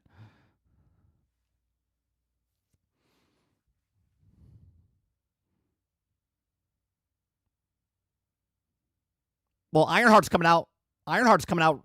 What? May? June? Kremsy, have you not seen the first pictures? Yeah, it's coming out in June. Ironheart's coming out. White Vision also is supposedly coming out at the end of this year or next year. Supposedly. Ironheart's actually coming out. They filmed it 4 years ago, though. So the actress has literally aged 4 years from when she recorded the video, and they haven't seen it yet. All right, we'll talk about this. Krebsy says, oh, it shows how much I care. Yeah. So, all right, if you guys like what I do, we just cover news stories, have conversations. If you like this, hit that like button, hit that subscribe button. If you'd like to go above and beyond that, become a member as little as $5. We have a channel called Nerding with 30, right, where we cover, I do uploads and whatnot, and usually this type of video will get broken out and put over on that channel. If you're watching here live on 30NSG, we do live shows here. Okay, we do podcasts, live shows, uploads, shorts, all that on this channel, 30NSG. We do gameplay over on 30 and Still Gaming. We do entertainment stuff over on Nerding with 30. And then the music that you hear before the show is 30 Still Jamming, which is all the music that I've created using AI and writing it myself and using it to make music is over on 30 and Still Jamming. So they're all like parody songs, fun things about when we make fun of topics and stuff here. All right, so go check all those channels out. All right, so MCU Blade Rumors says that the movie may be scrapped, but it may not be the end. Again, they announced this back like 5 years ago, okay? And how to botch a freaking movie and a character. One, I didn't like the casting in the beginning because he was the villain in the Netflix show. And now, since back then to now today, the Netflix show is now canon in the MCU.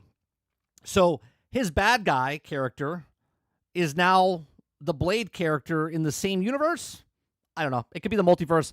But this is exactly why I don't like certain characters playing multiple characters, but that's a different conversation. The latest rumor about Marvel Cinematic Universe's Blade reboot indicated that the movie might be scrapped. However, there's still plans in place for Marshall Ali to play the character in the franchise on X. User Your Only Hope shared that they also heard about the Blade, relaying that the speculation about John Wick director is coming aboard is incorrect. As it stands now, the creative director of Blade has totally shifted, and the project has been put on ice. They went through like 4 writers, like 3 directors. Like this has been in the film industry, this has just been a shit show, okay, before it even came out. This doesn't mean Blade will never happen. Okay, brought up a delay of Nova TV series, which also Marvel is no longer actively working on, as the point of comparison. They said that this, similar to how the development of Nova could eventually resume, Blade could also be revived down the line. That means that he was supposed to be a big player because when they announced it and when they were supposed to film it, he was supposed to be in this, next phase. He was supposed to be in phase 4, 5, and 6 somewhere down the line. Same with him and what was the character of that was the Black Knight, right? Black Knight from the Eternals when they Kit, whatever his name is from Game of Thrones. He was also supposed to be, okay, and they were supposed to do some sort of like team up movie as well, right? So there was supposed to be a Blade movie. He was supposed to be in it, and they were supposed to like work together, and then they were supposed to have a bigger part, but they decided not to do that. Okay, yeah, Kit Harington. Thank you very much. Okay. So Blade being canceled doesn't mean that the Marvel is doing away with Ali's. However, says Marvel it was also looked to introduce Blade in a different project, listing that the rumored Midnight Suns or Avengers Secret Wars as a possibility. Stop. Hard stop. Blade should not be introduced in someone else's movie. Blade needs to be introduced in his own effing movie. Okay? Stop this by taking characters and doing like a hello type of thing and then going, man, wouldn't it be cool if they had a movie? take the character, put him in his own movie, and do what you did in phases 1, 2, and 3. Okay? Like, for God's sakes, right? I have a video over on Nerding with 30, and people fight me on this because they're saying, well, you're comparing Iron Man, Captain America, and Thor compared to teenage girls, and it's just not the same. I don't care if they're blue, yellow, green, blue, whatever. Okay? I'm comparing good writing with bad writing, and good writing is leading up the characters up to the end, right? Tony Stark, Steve Rogers, and Thor all had really good arcs. They had multiple movies, came together, worked together, continued their story, and adapted their story arc across multiple films. Yet, we get these Disney Plus shows that are 8-10 episodes, 45 minutes apiece, which is about 4 to 4.5 hours worth of actual content compared to a 2-hour movie. And yet we know less about these characters than they do now about the characters in a 2-hour movie. Okay? Take Blade, put him in his own fucking film, okay? See what goes on, and then put him in a buddy film. How hard is this? Your movies in the past made a lot of money. Why? Because you built story up. We understand the characters. People understand what's going on. Now you're throwing people at us and going, you're supposed to like this person. So Blade being canceled doesn't mean that. Okay, he's also going to go into Secret Wars. They also mentioned the idea of giving Blade supporting role in a film, citing Namor in Black Panther Wakanda Forever. Check out Twitter below. Like, what a waste, man. Don't make Blade a supporting role. Make his own movie first, then put him in a supporting role. Blade was also announced back in 2019 as Marvel San Diego Comic-Con panel, has also been stuck in development hell ever since. The project has passed through numerous directors and writers, a sign that Marvel has also had a tough time figuring out the story. How do you have a hard time telling a story of Blade? You don't have to connect him to the whole multiverse. You could just tell a Blade story. It's amazing. Pulled from Disney's release schedule, and also status has also been a point of frustration for many fans. Even Michael B. Jordan is tired of waiting to see if Blade can get off the ground. Though all of the ups and downs, Ali has remained attached to Blade, but has never appeared on screen as the character. He made a voiceover cameo in the post-credit scenes of The Eternals. In the meantime, Wesley Snipes reprised his version of Blade in the well-received supporting turn in the last summer's Deadpool Wolverine. His return also so effective that some fans have started to wonder if Snipes should just remain as the MCU. Well, why not? Why not? Throw him in. Bring him back. He survived Deadpool and Wolverine. Bring him back for Secret Wars. Why not? Seeing that Snipes headlined Blade film trilogy over the 90s and mid-2000s, it's baffling that Marvel Studios has had so much trouble with the reboot. Building a sleek action film around the actor, talented Ali, seems like he would be a relatively easy to figure out. Yeah, you would think. Should his rumor prove to be true that Blade is indeed canceled, it would be extremely disappointing at the end of the story after years of hype and anticipation. While it's upsetting Ali may not get the star that is his own film, fans can now at least take solace in acknowledging that Marvel isn't going to completely discard him. Getting a supporting role in another character film could be the best thing that happened to the MCU's Blade. Really? You would like him to make it a cameo appearance like they did in Doctor Strange Multiverse of Madness, where they bring Professor X back and then fucking obliterate him, or Fantastic Four and they make him into spaghetti? Like, that's what you would like to see? Hey, look, that's Blade. Blade died. Oh, man, it would be cool if he had his own movie. Never mind, he's dead. Like, why? Why would you do that? So while it's upsetting, okay, it says the film could also be the best thing that happened to MCU. Now, if Ali's iteration emerges as a fan favorite, a la Black Panther or Spider-Man, both whom made their MCU debuts in Captain America Civil War, it could provide a foundation for Blade to be received. As disheartening as a Blade is also being scrapped for now, it's also being even worse if the character wasn't part of the MCU at all. Okay. There doesn't appear to be a natural spot for Blade if also the rest of the multiverse saga. So fans could also likely have to wait until after the Secret Wars, which is what, 2027? Jesus Christ. You might as well just cast a different person before the character makes his debut. As Marvel builds up the showdown against Doctor Doom, it has a full plate balanced, a plethora of characters to set appear to Avengers Doomsday, so there isn't just time to work on Blade into the fold as well. Again, you don't have to attach all characters to this end of the world scenario. He could have his own story. Like Daredevil right now is back on the boots on the ground, right? Like Homeworld, Daredevil story, having a story. I haven't watched the show myself, but at least they're doing it, right? Make a Blade series. Like, put Blade in the series. Put him into Punisher. Put him into Daredevil. Put him into something, right? Make his own show if you don't want to make a movie, okay? Just introduce the character instead of just throwing him as a cameo into something. It's mind-boggling to me that Disney World, or Disney, I should say, has so many problems taking these characters. They're so like shell-shocked about what's happened, right? They went from being the biggest franchise in movie history, making $30 billion, okay, to people don't like what we're doing. We don't like what you're doing because of the writing. We don't like what you're doing because of the characters. We don't like what you're doing because of the way you're doing it. It's not that hard. You have a fan base built in because of the comics. But then the comics started pissing people off, and now you had the movies, and people were excited for phases 1, 2, and 3. But now you're fucking that up with 4, 5, and 6, and now you're doing a Hail Mary bomb, right? You're doing the 1-2 punch with Thunderbolts and Fantastic Four, and then on top of that, now you're doing Avengers Doomsday, and everyone's hype. You're bringing back everybody, okay? Obviously, it looks like it's going to be an X-Men versus Avengers type of film, okay? With Doctor Doom like puppeting the whole thing. That's what it seems like it's going to be. Okay. So you have all these characters. You don't have to wedge Blade into the Doomsday or Secret Wars. You could just make his own story. And then once the Secret Wars is done, you can have Blade and all of them have their own thing going on the past, right? Just because there's a world thing going on doesn't mean that every single superhero in the world needs to help out. There's other things also going on in the world that are not as cataclysmic as what's going on, right? They won't even know that's going on because nobody knows about them. They have their own problems to deal with while these other guys are dealing with stuff. Like right now, I'm at home, but there's police officers out there saving someone's life, okay? You see what I'm saying? We don't need something that's always connected to the multiverse of type of stuff. You could just tell stories. But these are just my thoughts. Let me know yours in the comment section down below. What do you think about the Blade movie being canceled or potentially being canceled? Going into year 5 now, going into year 6, because you know it's not coming out anytime soon. Even if they start tomorrow, it's not coming out until 2027. So let me know what your thoughts in the comment section down below. Please make sure you share, like, subscribe, and I'll see you guys in the next one. Thanks for watching.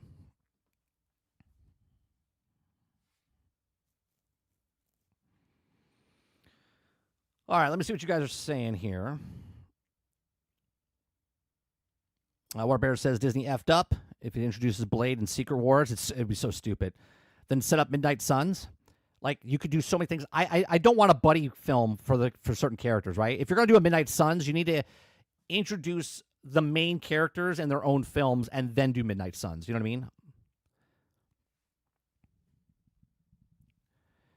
I mean? Waterbear says Blade isn't just some 2-bit character. He's literally one of the best written and well-known characters in Marvel. No, but they're going to make him a side character. Titan says, yeah, combine the projects into Midnight Suns with Moon Knight and Blade and Dark Knight. That's what I'm saying. Give Dark Knight his own film, right? Give Blade his own stuff. Give Moon Knight. He already had his own TV show. Or how about just give them all their own TV shows and then make a movie with them in it?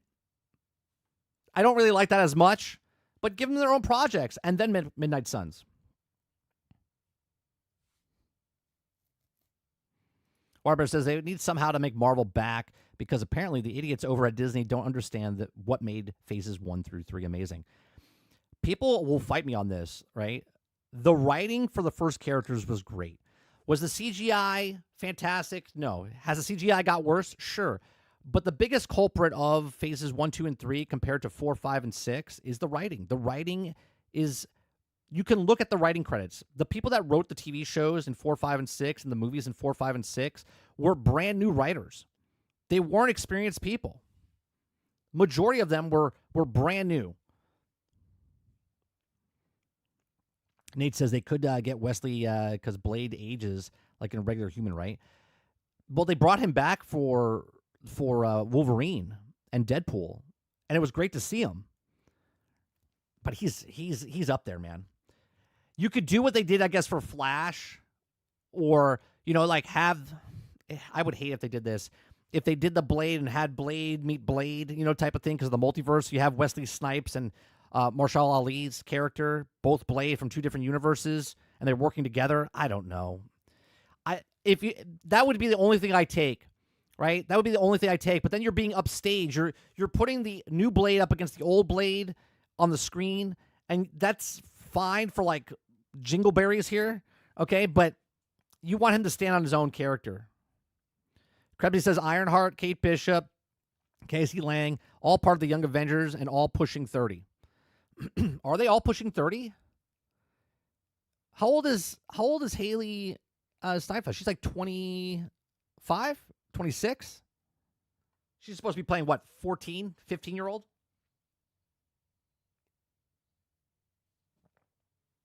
Oh, let me show you my new mug. I went to Universal Studios this weekend, City Walk. We didn't go into the park, but they had a new Epic store, and they had these mugs.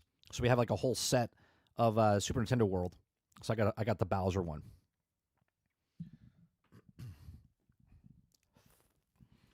Waterbear says, I think Disney's attempting to ruin everything at this point. Star Wars ruined, Marvel's getting ruined, old Disney definitely gone. So yeah, because he's definitely F Disney at this point. Waterbear says, instead of building off Endgame, they have like 10 years of work and shitted on it. Yeah, I don't get it. Sarge says, Blade had a effing movie. You were making it, then decided to scrap it. Why? Now you want to shoehorn a character. I don't get why they would make him a side character, man. Blade is not Falcon, okay? Falcon is a side character. Falcon, his star power, Sam Wilson, okay? Anthony Mackie is not a star character, okay? Ali is, okay? Ali is a main character, and Blade is a main character.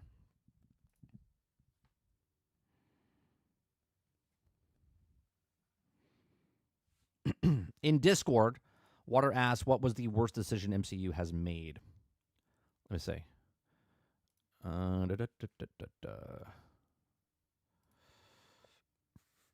Let's see. Was it in general?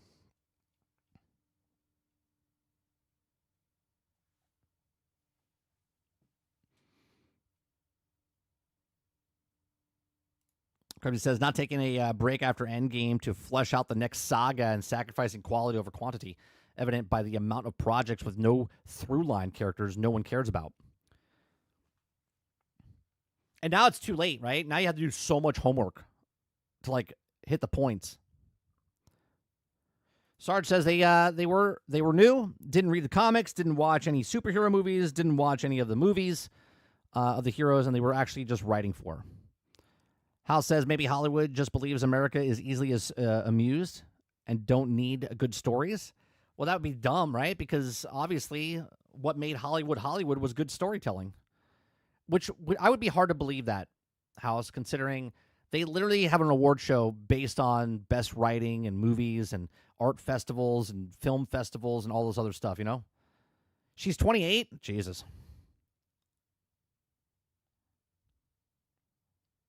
Yeah, Blade is not a side character.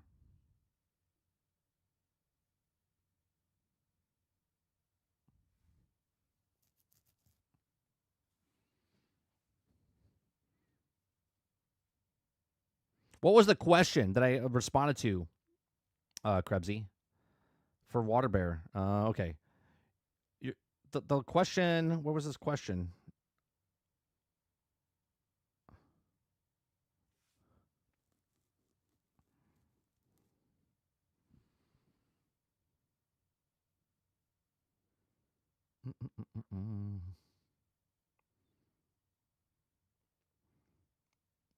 Sometimes I can't remember what I had for breakfast, let alone what I answered for a question. Crowded House says Mackie isn't handsome enough to be a leading man in the movies he does. I don't even think it's Anthony Mackie himself. I think Anthony Mackie is a good actor. I just don't think they everything about Falcon, the new Captain America, was a side character. Everything that he did in all the other movies was a side character. To try to put him to the forefront, it doesn't work that way. It's very hard to look at like Batman, right? If Batman and Robin were in a film together and then something happened to Batman, Robin would be shit on film because he needs Batman. Okay. Now, if you made a Nightwing, okay, by himself, that's different. Okay. You can't make a side character. You can't push a side character in a film industry as a main character. It just doesn't work. Okay. Falcon was established as a side character. And now they've diminished Falcon because it's Danny, whatever, I forget his last name. Okay. He is now Falcon. So now you've made a side character even more of an obscure side character because no one cares about him either. Okay. So now you have the side character becoming the main character and a background talent into a side character. Nobody cares. Nobody cares.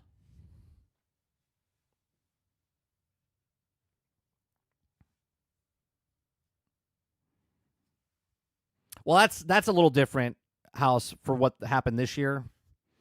But in the most part, Hollywood likes good storytelling. But that's not what Avengers is. That's not what I should say. That's not what Marvel is. Marvel is a cash cow, right? Marvel's movies are a subsidized income to the parks. That's why Disney bought them. That's why they bought Star Wars, right? They're just trying to push stuff out and not tell good stories. They're just trying to, you like Marvel, don't you? You're going to like this Marvel.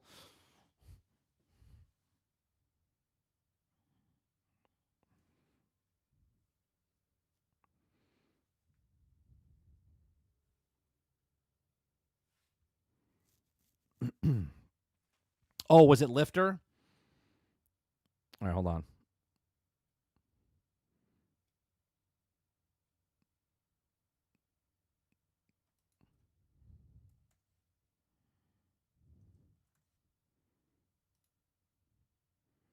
Why can't I? How the fuck does this work? Seriously? Why can't I search? When I do a search, it doesn't come up.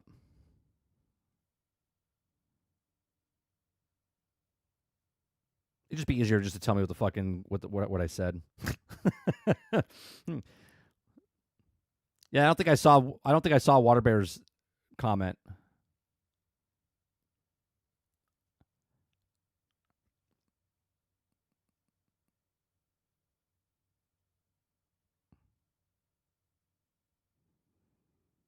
I remember our long conversation, and then I know I commented to Lifter, but I just don't remember what I said.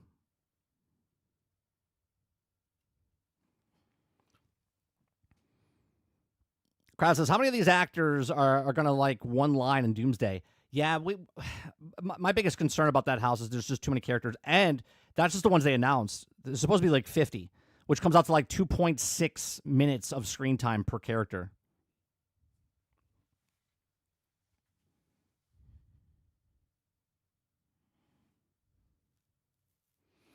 I will be honest, I'm okay with the girl. Oh, yeah. I remember now. You just jotted my brain. We're talking about Kate Bishop and how they basically they look at Kate Bishop. The writers literally made her whole story in the title sequence. The title sequence. Right? And that's the thing. Like, how do you take a character of Kate Bishop? Like, if you didn't know Kate Bishop, right? And a lot of people didn't know Kate Bishop. I didn't know who Kate Bishop was until I played Marvel's Avengers and then looked at her story and then read the comics, okay? But if you don't know Kate Bishop and you just know Hawkeye, you could have made the entire show just based off her story and how she came up and she was a prodigy type of thing, right? But you didn't. You didn't tell a story of that. You used Luke Skywalker jingle keys of Hawkeye to introduce this character to put on his back to make her better than him. And her whole story is done in a cinematic sequence of art in a 35-second opening scenario of Kate Bishop. Instead of telling that story of how she became Kate Bishop, you put it down to 35 seconds of this is her story, now let's continue. It's like, that should tell you everything you need to know about what Marvel's writing is about now. They don't have time to tell you stories. They just want you to watch the product and say it's good. And if you don't like it, it's because you're sexist. It's like, but I don't know who this character is. Why should I give two shits? I know who Hawkeye is. Oh, she looks up to Hawkeye. Oh, she's real rough. She's a rich girl that her parents are fucked up. Oh, what a Heartbreaking story. Oh, the devastation of what happened in Avengers 1 where her dad died, and you know what I mean? It's like, tell us the story about the character. Like, let me understand who she is instead of and go, you're Hawkeye. Oh my God, I'm a big fan.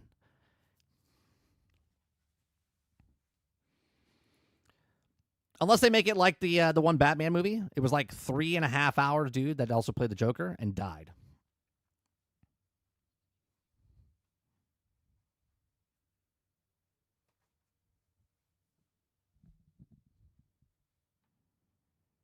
It's just bad writing. Like just read the comic, read something, do something. Like make me understand why I want to watch your movie. Why should I be interested in this character? Here we go. Monica Rambeau, right? Is it Monica Rambeau? Yeah, Monica Rambeau is the one in WandaVision, right? She's been in WandaVision. Didn't care about her character in the show. Then she's in the Marvels, which I haven't seen. But now she's I know it because I saw the end cutscene where she through a portal, and now she's in the X-Men universe. Hence why Beast is at the end cutscene. Okay, she's the connecting factor, but I don't give a shit about her. Didn't care about her in the show. Didn't really care about her in the trailer that I saw for the movie. And now she's the connecting point of why the X-Men are coming through. Who? Right? Why do I care about Agatha?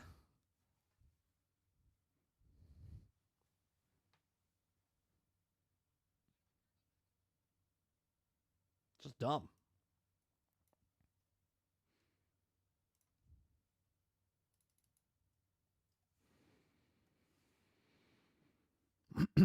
Oh, that's the Blade movie, so we already got that one.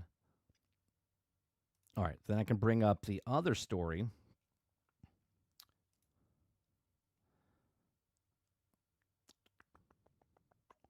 Oh, real quick. This is not really a story. This is I want to show you what actual sales look like. Okay? Because everyone's defending if Assassin's Creed sold or didn't sell, or yeah, it's very popular, it's fantastic, it's huge numbers, and yet nothing shows that. Okay? But do you know what does? Do you know what it does? Right here. Right here. Monster Hunter Wilds has sold 10 million units in 1 month. Right? There it is. There it is. That's sales. Right? See, when a company is actually proud of what they've done, they'll tell you the actual sales. Sold 10 million units in 1 month.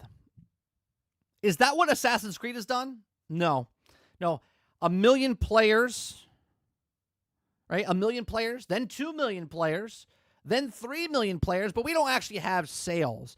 But then math comes into the equation, and people are like, no, it does good. It doesn't matter about Steam. And then when it does matter about Steam, they'll let you know it's about Steam, right? But when it's against their narrative, then you can't use Steam. But when it's for their narrative, then you can use Steam. Okay? There's no numbers.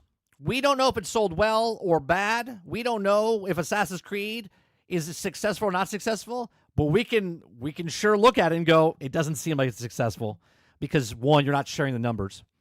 And if it was successful, you'd be screaming from the rooftops, but you're not. You're just talking about players, activations, minutes played. But here, Capcom, Monster Hunter Wilds has sold 10 million units in 1 month. There's no beating around the bush. There's nothing around it. Monster Hunter Wilds' impressive sales numbers puts it on pace to easier match Monster Hunter Worlds, which went on to sell 22 million units since it released. Okay? But since it wasn't without the issues on release, Monster Hunter Wilds surpassed 1.3 million concurrent players. Okay? The game is absolutely amazing. Optimization, it's the worst optimization it's ever seen, said one Steam user. Okay? But we know that it sold 10 million units in 1 month. There's no hiding it. Now show me Assassin's Creed successful, and yet it just got bought from Tencent, who had to give an influx of cash of $1.4 billion to help them out.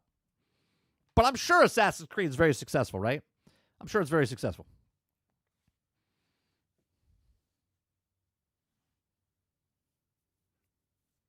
Altered says units, not players. That's right. So it's safe to say that Monster Hunter Wilds is popular. Remember the article that we read? It was last week that AC Shadows outsold Monster Hunter in physical copies in the UK. Roadkill, thank you very much. Thank you very much for the one gifted membership. Like, get out of here. So now people are going to associate, wait a minute, Monster Hunter sold 10 million units in 1 month, so Assassin's Creed outsold that in 1 day for the UK. Boo! Yeah, okay.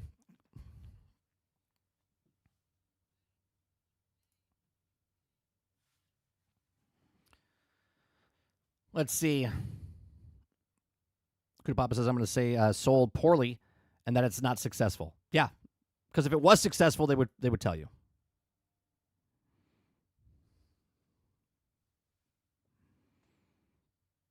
Match, this is going to surpass? It could. It could. It's on pace. It's on pace. You can't say it is, right? Again, I'll use my YouTube videos as a, right?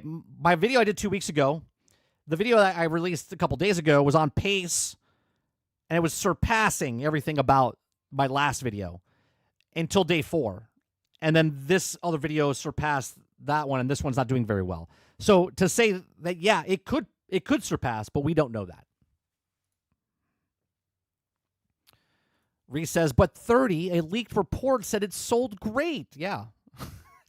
It's like that that scene from Ferris Bueller Day Off, Reese. Bueller. It's like Assassin's Creed. My brother's sister's cousin's nephews said that he was sick. It's like calm down. If it sold well, they'll let us know. Waterbear says, I think they've sold about maybe 1 to 2 million AC Shadow copies physical, and most players did Ubisoft, like myself, for a month.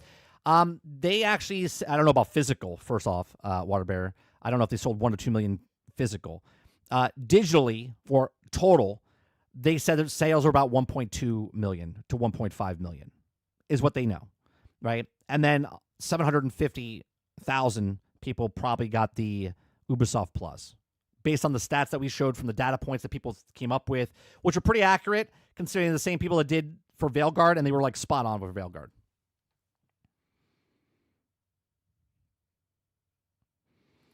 They outsold Monster Hunter in physical copies in England because 90% of England buys digital. That's right. Roadkill says, I really like Shadows. I got 34 hours into it, but I'm sort of like almost done playing it because I know what's next. Well, it's okay to like the game, Roadkill. No one has a problem if you like a game, right? But when people say it's successful, when the numbers don't show that and they defend that, that's just becoming a trash night, right? You're allowed to like stuff. I like bad games all the time. Play what you want to play. Like what you like. But don't defend when a game is not successful. That's all. Reese says AC was number 1 in physical sales in Maine from 3 p.m. to 5 p.m. That's huge, Reese. That's huge. Altern says, so you can. Monster Hunter Wilds has surpassed Monster Hunter World, just like AC Shadows did not surpass AC Valhalla. Right. You could use almost the exact same verbiage. Yeah. What is the Metacritic score now? I'm not sure. Let's look it up. AC Shadows Metacritic. Let's see. The Metacritic score right now is 81, and it's 6.0 for mixed and average viewers. But I never take that as a thing because people review bomb or people give it 10s. Like there was a reviewer that gave it a 10 and said there was problems in the game, but I gave it a 10. How the hell do you give a perfect score if there was problems? Your first sentence is, there was problems, but I'm giving it a 10. Like, I don't ever want to listen to that person, ever. Ever.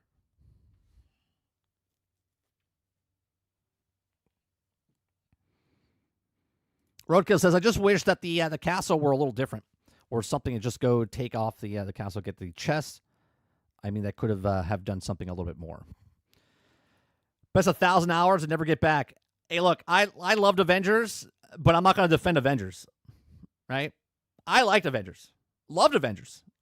I love playing the characters, but then I'm biased towards Marvel. I like characters of playing Marvel. I mean, we saw the Nintendo Direct the other day, and my favorite game was the Marvel beat 'em up game. Do you know what I mean?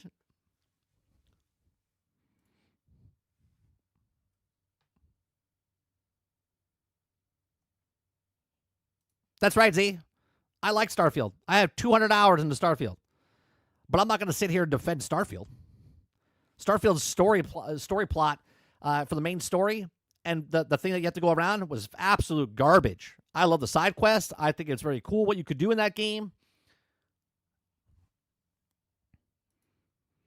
Papa says 30. The people reviewing on Metacritic are like, I don't know why my voice is cracked. I think I'm hitting puberty, guys, at 46. Metacritic are likely Travis. They can't see 60 frames per second, can't see starting glitches or anything else. Just kidding. Just kidding. Altern says there's also problems with the game, but Ubisoft paycheck is greater. 10 out of 10. Krebsy Gaming says this isn't the sales, but Steam, Xbox, and PlayStation, it looks to be sitting at 80 user score. Yeah, so... yeah, right across the board. It's 85 on Xbox, 81, okay, on PlayStation, and PC is 79, which, again, that's gone up a bit, but there was a 9-point gap before between the Xbox version and PC. So there you go. The best place to play is 85 is on Xbox. The worst place to play is 79 on PC.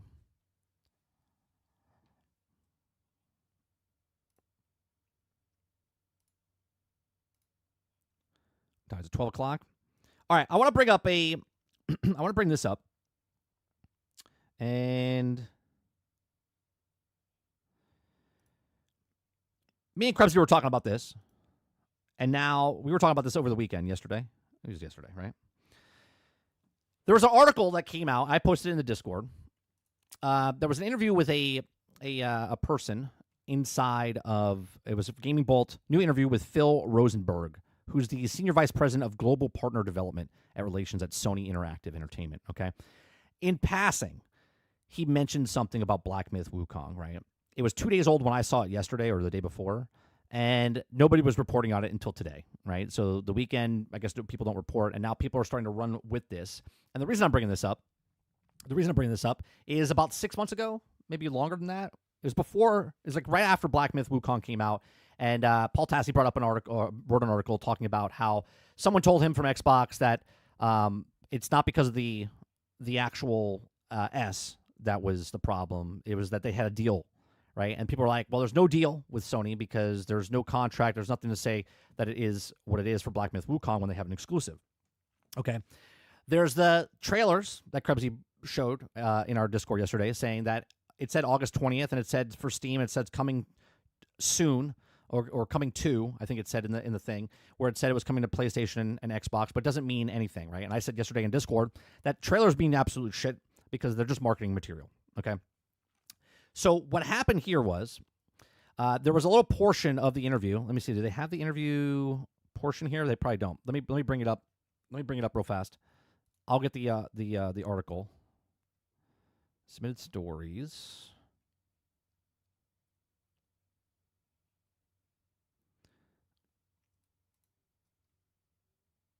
Okay. So in this article, in this piece here, that's from Sony Interactive Entertainment, okay, Leadership Spotlight, a conversation with Phil Rosenberg. There's a part of the conversation which is right here, right here. It says, you've touched and anticipated what PlayStation brand would become. In your opinion... Oh, wait, that's not it. Is that right? Oh, wait, where is it? Okay, here it is. How does your team work together to identify great new franchises and titles? There are so many great games that came from seemingly out of nowhere. What is the secret sauce that you make successful IP happen? Now, he goes on to talk about, in this paragraph, right? And right here, I'm going to highlight it, and I'll make it nice and big for you guys, okay? He talks about the team worked with very early on games like Stray. The same approach also led to support for Genshin Impact, Black Myth Wukong, and Stellar Blade, for example. Now, the question is, they could have not mentioned Black Myth Wukong at all. And I think in passing, he brought it up, and he didn't think anything of it because he's like, yeah, these are the people we worked with, right? It says our account teams are passionate and pioneering, and we're spending a lot of time right now expanding our global markets. We support our consumers and projects with all our teams, PDR. This is as much creative out there, from strategy to esports to developer support, and we align around content engagement. We recently started a Middle East North Africa hero project. This complements what we've already started with the Chinese hero, or China hero, and India hero project. Our thinking of this is exciting for our community about PlayStation, and the community participates in the building of us mostly through helping creators bring their games to market. Okay, so helping creators bring the games to market, having a Chinese hero, okay, and then also talking about how they brought Black Myth Wukong, okay, to the market. Now, each of these games that they brought, and they talked about Stray and whatnot, Genshin Impact was paid for. They helped them bring it to market. That's why it was on there. They helped Stellar Blade, okay? They helped Stray. And all these examples where they gave them money. They gave them money and helped them in some way, shape, or form. But was it marketing? Was it with actual funds to make the game, to add something to the game, whatever it is, okay? So in my thought process when I saw this, and now there's people making videos about this as well, I came to the conclusion, based on what he said here and what I'm telling you now, is that they did give money to Black Myth Wukong. Now, does this mean they have a partnership with Black Myth Wukong developers? No. Does it mean that Xbox, the reason the dev came out in January and said that it was because of this, but he also said it was the inexperience of their developers that didn't know how to optimize the actual game because they're a new studio. They've never worked at stuff like that to optimize the game with 10 gigabytes of RAM. Okay, so they had a problem. Now, to be fair, optimization for this game wasn't very good across the board for PC, for PlayStation. It was just bad all around. Okay, now both can be true, right? The problem with the Xbox Series S, and it's not there, is because of their inexperience to optimize for a game with 10 gigabytes of RAM. The same thing could be also true is they also have a deal with Sony. Now, I've said this before, months ago when I said that Paul Tassi wrote the article and said that this is happening, and everyone was like, no, he's a liar and whatnot. But this gives more credence to that he is not a liar, that there is something going on behind the thing, because you can give money to someone without having a marketing deal, okay? And the way I put it yesterday in the Discord is that Black Myth Wukong, early on, when they first showed the trailer 4 years ago, there was nothing attached to it. There was no coming to Steam.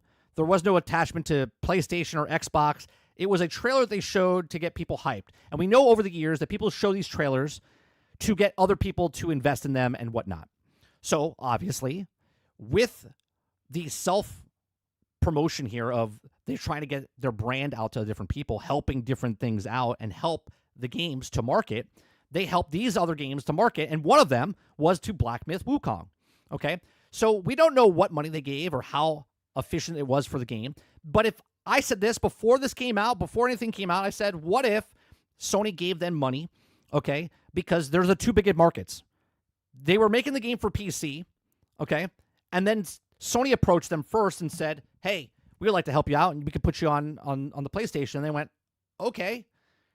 And now as a new developer, they gave them money from Sony, and I'm not saying this happened, but maybe Sony was like, yeah, we'll help you out, but you can't put it on the other console. And they're like, well, we already said we were going to put it on the other console. They're like, well, if you want our money to help you get to market, then you won't do that, okay? Again, I'm not saying they did that. I'm saying it could potentially do that. Now, in another world, a what-if moment, what if Xbox tried to approach them first? But Xbox wasn't going to try to hold them just to that, because obviously all their games come to PC and they come to Xbox. It'd be the exact same thing, but the opposite side, okay? They would still let them go. But this is exactly why Xbox said, and Phil Spencer didn't comment, said we can't comment on other people's deals, okay? Now, everyone's like, well, there's no marketing deal. There's no marketing deal. Well, maybe there was never a marketing deal. But wouldn't it be weird if you were a game developer, you took money from one side but not the other, and you're going to make that game work correctly for everybody else? Now, let me throw something else into this mix, okay? We know in the past that PlayStation has stopped, and Xbox did it in the past as well. So this is let me rephrase it. We know in the game industry, okay, in the game industry, people pay for certain things to stop things from coming out on other platforms, okay? We know that Sony said that to the FTC during the trial when they were trying to buy Activision Blizzard that they're going to give us a worse version of the game to come to our system. And I said back then, why would they say something like that, okay, if they didn't try that out themselves? Which you could say that that's just a business tactic, right? If you get a third-party game, try to stop them from coming, that's anti-consumer, right? They try to do it with Pearl Abyss. Pearl Abyss was approached by Sony, and they were trying to stop them from building the game for other platforms as well. Okay, it was going to come out for PC, it was going to come out for PlayStation, but they were trying to stop it from coming out to Xbox, and Pearl Abyss said, we don't want that to happen. We want to go as many places as possible. So it's not a far-fetched to say that they haven't done this in the past. Both companies have done this in the past, but recently they have tried this in the past. So now, in my, the way I'm looking at this is that 100%, in my opinion, okay, again, not fact, just my opinion, is that in some way, shape, or form, Sony paid money towards Black Myth Wukong to hold it back, if it's a year or whatnot. Now, when did Black Myth Wukong release? Okay, it came out in August last year, or did it come out earlier than that? I don't even remember anymore. Let me see. Black Myth Wukong release date. So August 20th of 2024. Okay, so I'm going to go out on a ledge here, okay, and say that by the summertime, you're going to see a trailer, okay, and Black Myth Wukong will be announced that it's coming to Xbox finally, okay, which will be 1 year after it actually launched or close to it, okay, which you can look at it in two ways. You can look at it and go, well, they had a deal, even though it wasn't official or out in the public, that they had a 1 year contract with Sony. Or you can look at it, it took them 1 year to get this 10 gigabyte RAM thing fixed on the S, and now it's coming to the S and X. But these are just my thoughts. Let me know yours in the comment section down below. Please make sure you share, like, subscribe. Let me know what you guys think. Do you think that Sony, based on this, based on the interview by the guy from PlayStation, talking about how they helped Black Myth Wukong in early access to help him get to market. They gave him some sort of money, okay? Obviously, he admitted that, okay? So they didn't do it out of charity. They didn't be like, oh, yeah, we're helping you, but we're not going to give you anything. We're just helping you along, right? So let me know what you think in the comment section down below. Let me know what you think in the live chat. Please make sure you share, like, subscribe, and check out some other videos. Thanks for watching.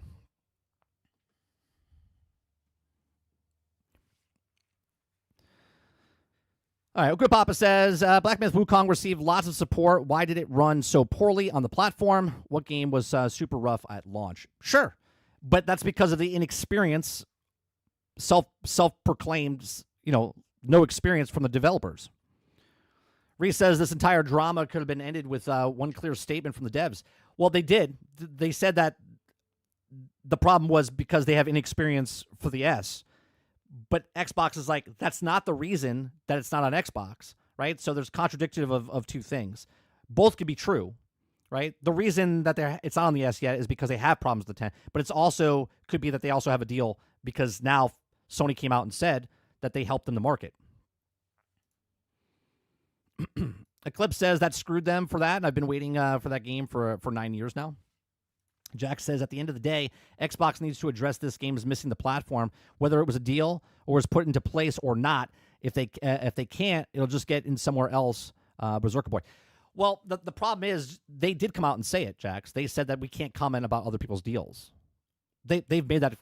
They've come out and said it's not because of the S, and it's not because we can't comment to other people's deals. They've come out and said it. It's the game part of the ID of Xbox program along with the last song. Kuda Papa says, 30, if they had tons of support from Sony, then this inexperience would also be moot. Just seems super weird. Well, if they had help from Sony, meaning they gave them money, doesn't mean they gave them developers or whatnot to get them to the point that they needed. Again, they came out and said that they have inexperience of working with to optimize stuff like that.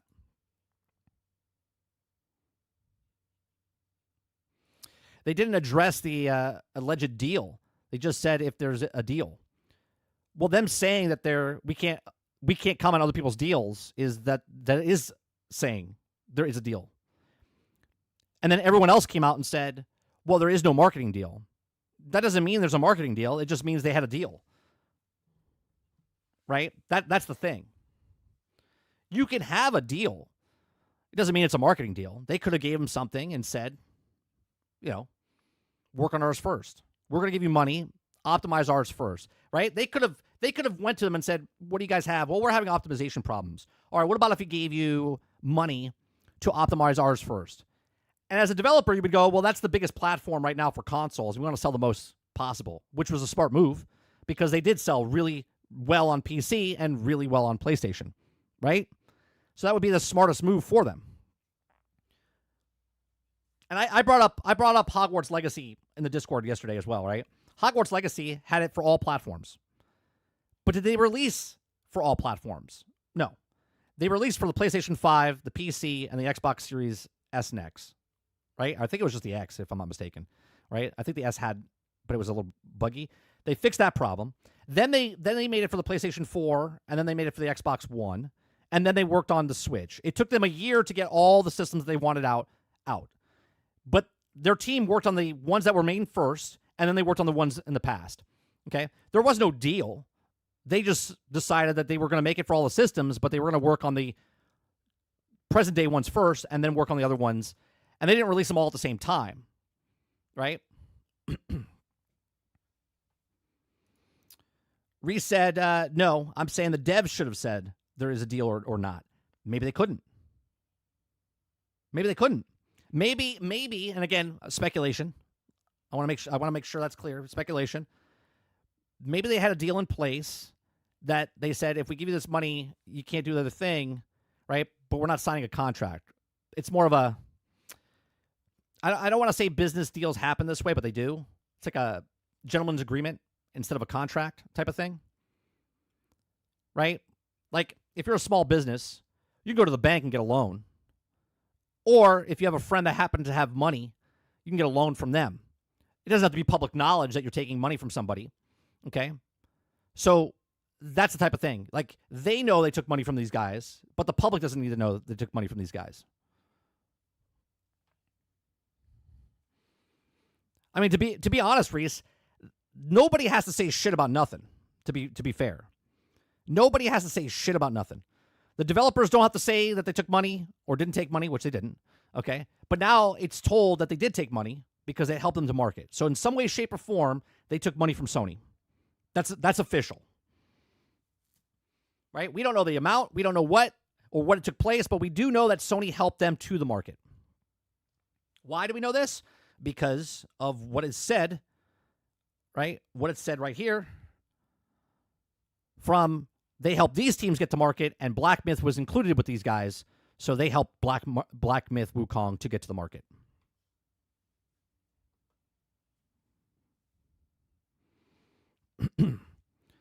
This is beyond Wukong for me and other games that don't have such a deal in place of missing Xbox. Krebsy says, in my opinion, more evidence points against this than supports it.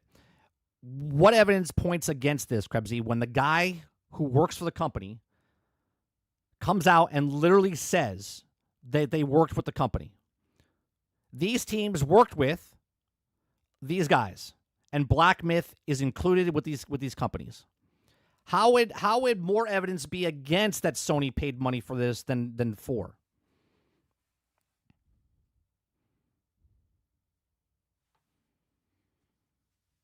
Kuda Papa says, a lot of devs are super lazy now. It's not the old guard anymore. It's the younger generation.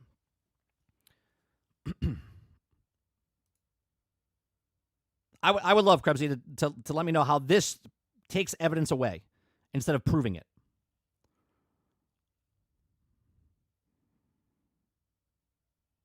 A literal guy that helps the smaller developers come to the platform says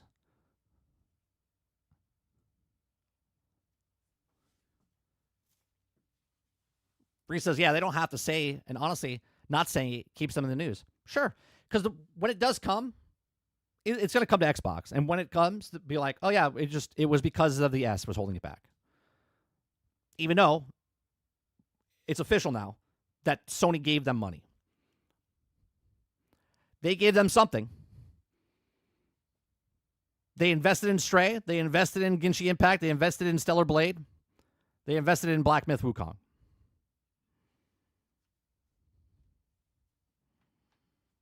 Crowded House says, Mike, big companies don't. Big companies like Sony don't lie. Just stop silly. Stop being silly. Again, I'm just taking what the words on the page are, right? I'm just taking what the words on the page are. Before, it was speculation of whatnot, and now Sony, from their own Sony Interactive Entertainment newsroom, has said that they helped Black Myth Wukong.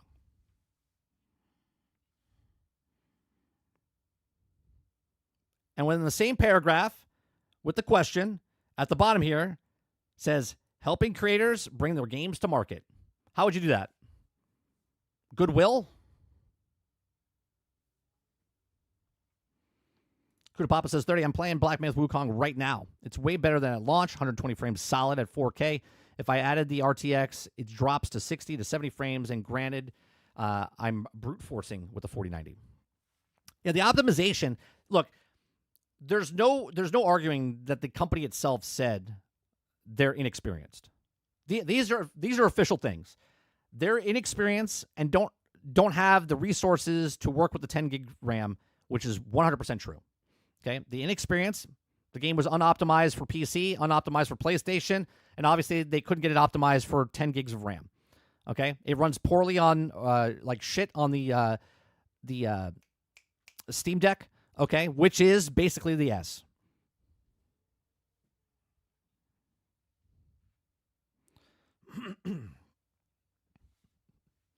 Yeah, Sarge. So my whole thing is that up to this point, it was speculation. That because people were like, they don't have the marketing rights. They don't have the marketing rights for Black Myth Wukong. There's no evidence of marketing rights. Okay.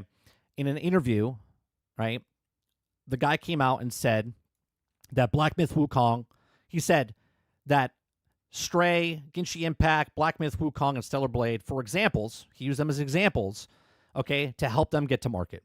He says, our account teams are passionate and pioneering and spending a lot of time right now expanding the global markets, okay? They talk about how it complements what we've had started with the Chinese hero. Indian hero projects are also thinking of exciting community about PlayStation if the community participates in the building of it, mostly through helping creators bring their games to market, okay? So all of this is in the paragraph of they worked with these companies to bring them to market. So that means they gave money in some way, shape, or form to these companies. Krebsy says, it's PlayStation. If they get a deal with anything, they speak from the rooftops about it. Xbox issues with Series S from other studios. Jeff Grubb saying day after Paul article, Sony sent devs, okay, to help game science and CEO, saying that the issue with the S and the inexperience that the game is still being shit, even the deal supports, doesn't mean a deal. Sony supported Ubisoft with Shadows, but we aren't going to say that they have the exclusive deal. Xbox is also supporting Ninja Gaiden 4, not exclusive. Well, first of all, Xbox doesn't do exclusive anymore, right? As far as the AC stuff, they could support them by using the, like for instance, Epic Games lets people use the motion cap studios and whatnot. So I don't know those types of terms, Krebsy. And again, those are that's a completely different topic, and I know you're using it as examples, but the literal guy who operates this section of Sony came out and said that they've supported these guys. So regardless of what A said or B said, the source themselves, which is Sony, has said that they helped them get to market. Now, that's not saying because they helped them that they had some sort of exclusive deal, okay? I speculate that, but it's official based on his wording that they helped Black Myth Wukong get to market. And they didn't do that out of charity.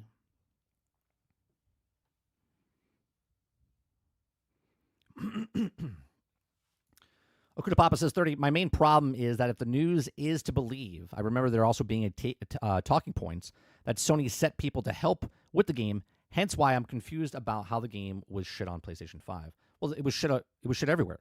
Okuda Papa. Optimization was shit everywhere. Krebsy says, if Xbox wanted the game so bad, why didn't they just send devs to help like Sony? I said this yesterday to you, Krebsy.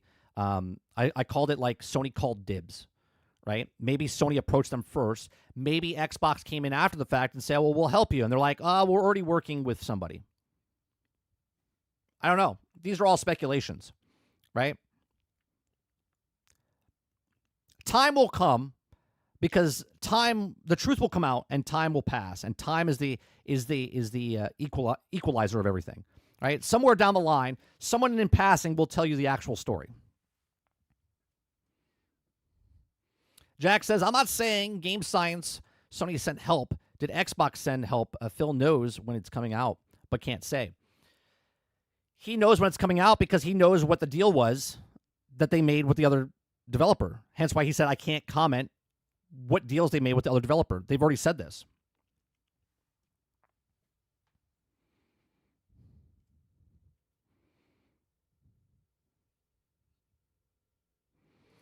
I know, but if Sony sent devs, then why didn't they got tender loving care before it came out? If it seems like they also help was really given, because you would have or should focus on who's helping.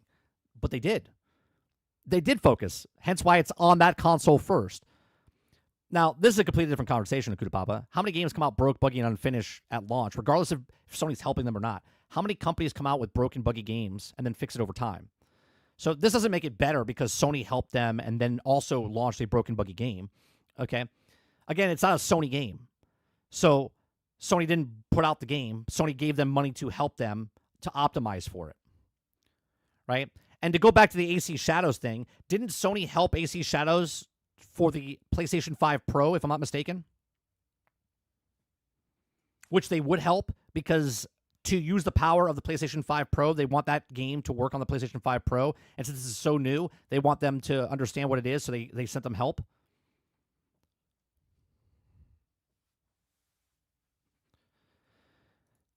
Kraken says, Phil's saying that he can't speak of the deal tells us everything we need to know. That's what I'm saying, Kraken. He's saying that, look, I can't tell you this, but there is a deal, and I can't talk about other people's deals. And now we have this that says, yeah, we have a deal. We had to help them. Here's some of the examples. If he never brought Black Myth Wukong, and I do believe this is a slip-up, by the way. I don't think he was supposed to say this in any way, shape, or form, but now the cat's out of the bag. If he just said, oh, we helped these things, this wouldn't be a story. We wouldn't be talking about this. It would still be speculation of, did they help Black Myth Wukong? This is 100% proof that they helped Black Myth Wukong. Where people before said they didn't help them. They didn't do anything to help them.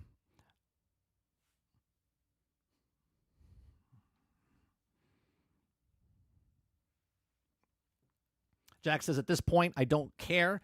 I go where the games are, even if it's not on my preferred platform. Well, that's usually what gamers do, Jax. If you play the game where you want to play. So Sony helping COD, since COD has exclusive pro stuff, yeah, if they want to optimize the stuff, they would have to work with the developers for the platform, of course, Krebsy. If you have a technology on your new system and you want your game, like you're offering, right? If I'm Sony, I'm offering a brand new PlayStation Pro 5, and they're making games for the PlayStation Pro, okay, then you would want that game to be the best for your consumers, would you not? So what would you do? Would you just let them come out with just a shit game and put it on your PlayStation 5 Pro? No, you would work with them and say, yeah, this is what you have to do to make it best optimized for this. Kuda Papa says 30 correct. It seems weird that it also was unoptimized on PlayStation 5 after potentially being a deal. Well, potentially the deal, because they announced it in 2023 during the Video Game Awards. Krebs, you sent me a video, okay, that they said it was coming to all platforms. And then obviously it came 8 months afterwards, or 9 months afterwards, to just PlayStation and PC.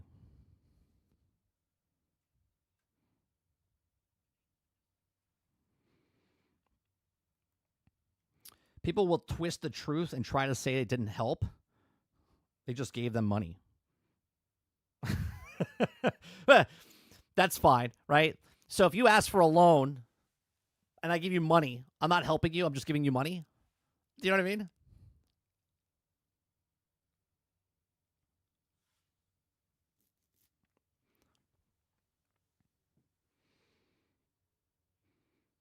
Well, it does remove it for you, Krebsy. It doesn't remove it for me. I can see all comments, regardless if you remove it or not.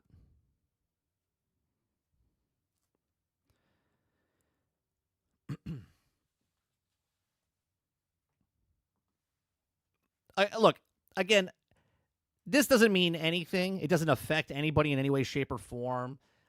You as a gamer, if you're playing Black Myth Wukong, you either bought it for Steam or you're playing it on PlayStation 5. Okay, and if you want to play the game, you're going to wait for it to come on your system, or you're going to go out and buy it. Right? The point is, it was said that they did help them, and people were like, "No, they didn't help them," and now this article says they did help them. That's for sure.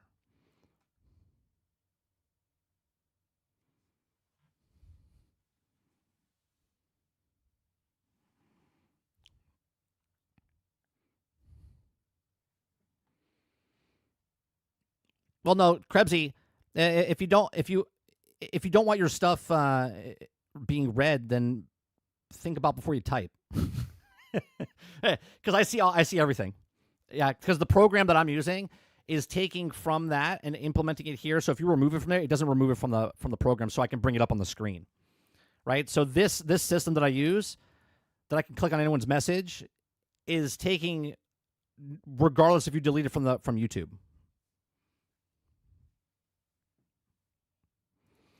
So wait, so did Tassie lie or not? I don't remember what he said. No, what he said was, and it's not quoted exactly, Kraken. What he said was he came out and said that Xbox said it wasn't because of the S.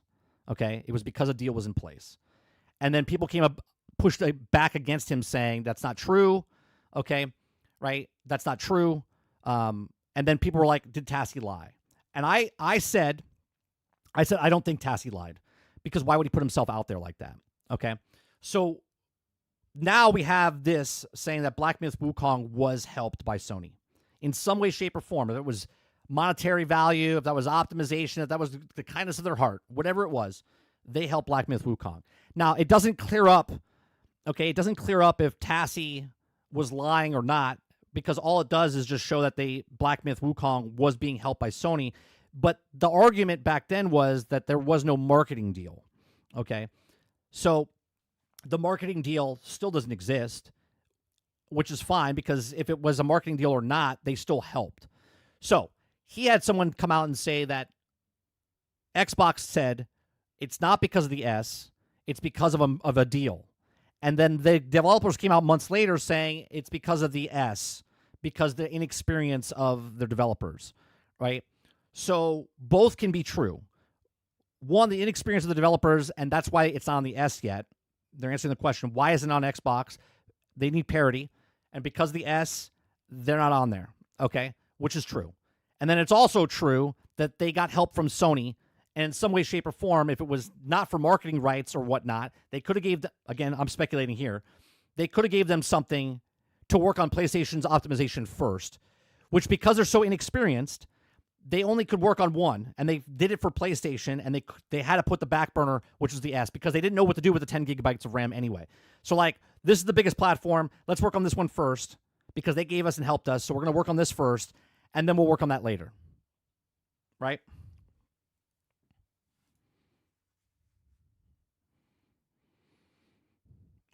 I don't think he lied. I know people want to believe that he lied, and at this point, they can still say he lied, but This gives me more evidence that he didn't lie, right? This gives me more evidence that he didn't lie, which I was on that side anyway.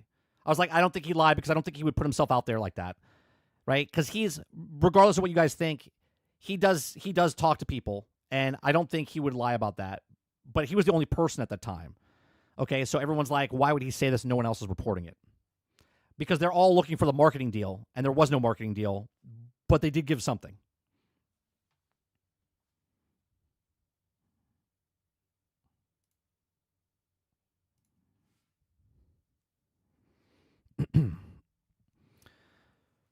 Dupless says, my birthday was yesterday. Well, happy birthday, Dupless.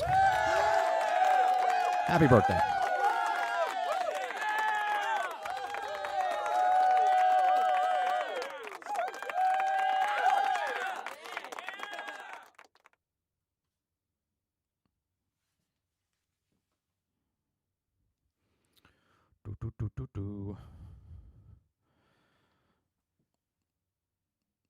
The truth is somewhere in the middle. I think the truth is exactly what it is. It's just not public, right? I think behind the scenes, Sony gave money. Again, speculation. I'm not saying this is official.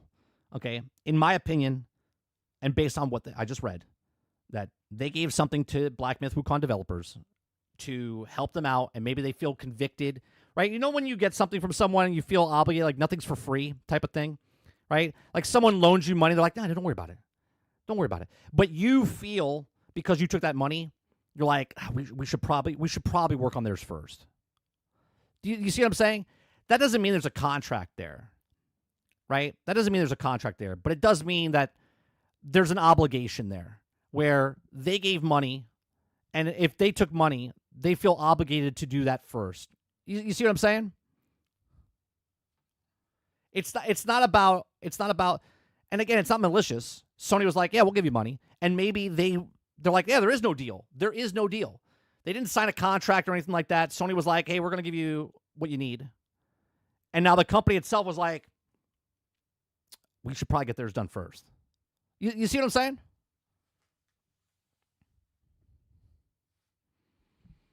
Titan says, I imagine the devs getting a PlayStation 5 to test the Xbox version. Again, maybe because they had some sort of deal, they couldn't do that, and now they can. So you'll get it with, look, more evidence is, if it comes out a year afterwards, that's going to be more evidence to me that they had a deal. So they better make sure they don't come out 1 year after the launch date. If it comes out before, that kind of decredits what I'm saying, that they had a deal. But if it comes out 1 year after, well, then I would say that there's some sort of deal there.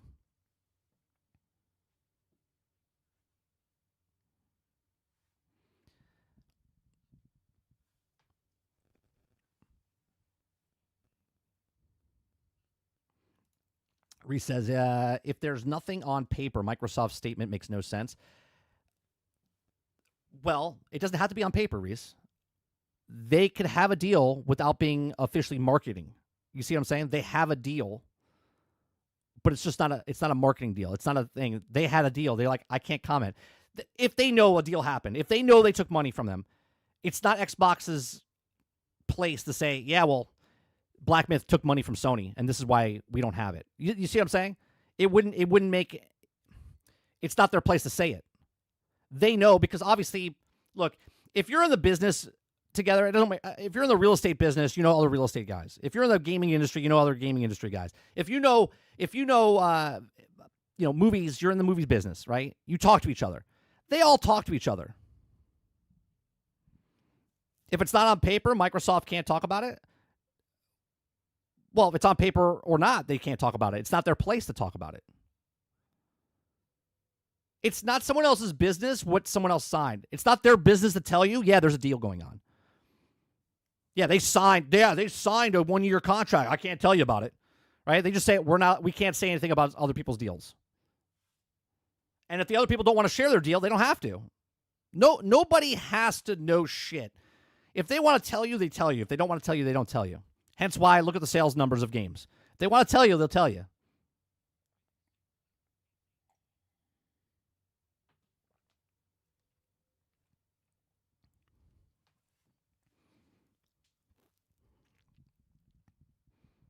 Again, if I give you money, it's not on contract. I'm just giving you money to help you out.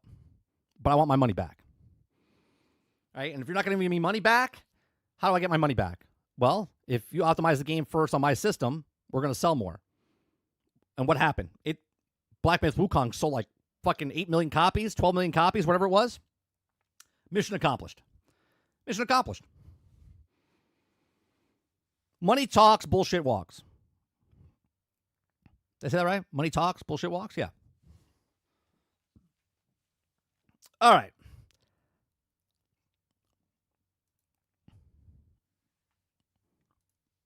Krebsy says it's not coming to Xbox in the next year because the CEO said it would take years get to work on the Series S. All right, we'll see. We'll see, Krebsy. Because if that's the statement and it comes out this year, after the year anniversary, well, then something's fishy. And I'm talking like close to the 1 year anniversary. If we see an advertisement in the Summer Game Fest that Black Myth Wukong is coming to Xbox and they give a date, then you 100% know there's a deal.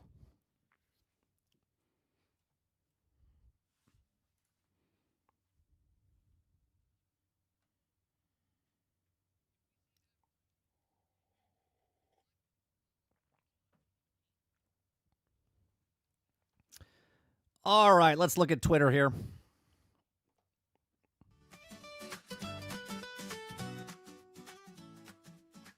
Let's see what happened to Twitter while we were live. Kuda Papa says 5 million copies on Sony, 20 million copies on PC. Sounds like a good comparison. If you gave money at Kuda Papa, if you gave money, who knows how much money they gave, and 5 million copies sold on PlayStation, I think mission accomplished, right? Considering 5 million copies of their first-party titles don't sell that well.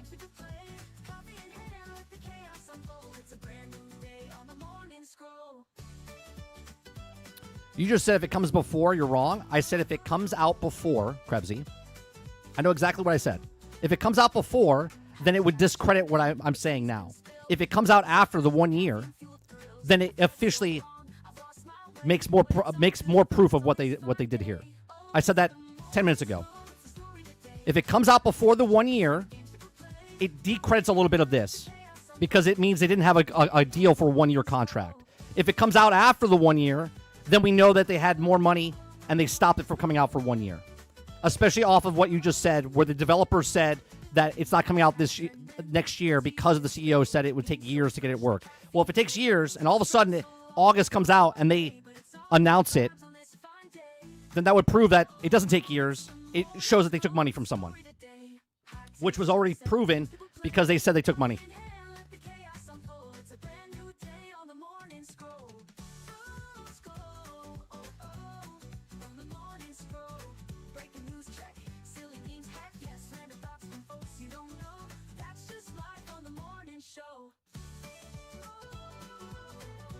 Or help them to market out of the kindness of their heart. Sony was like, let's just get you to market. Let's get you to market. Oh, no, we're not going to give you any money. Yeah, all the things that you want to use, by all means, just take what you need.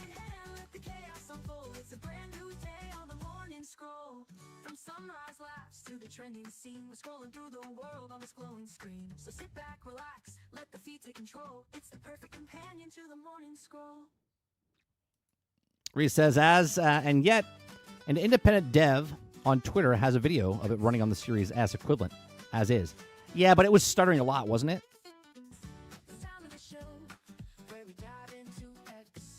Yeah, Kraken. Sony is so nice. They didn't help. They didn't need to give them any money. They're like, we'll just tell us what you need. We'll give it to you. Don't worry about it.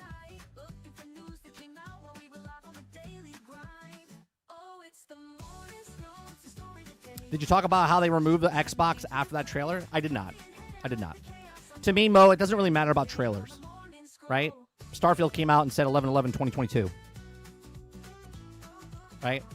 There's trailers that say game coming out in 2021 and didn't come out until 2023, right? Trailers are 100% for marketing purpose to get you excited. So I don't take anything they say on a trailer as this is hard evidence of whatever, because shit happened. They showed a trailer of Anthem and didn't know what they were building 7 years later. So I don't really care about what trailers say.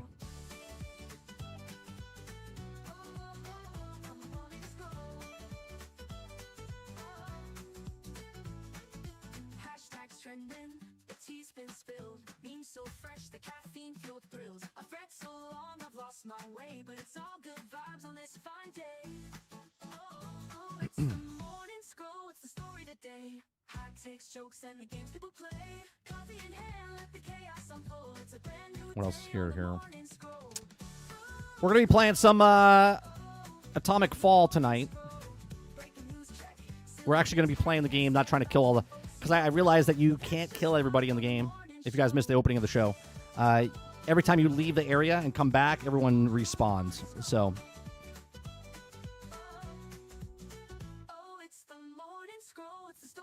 Oh, you know what I want to talk about real fast before we end the show?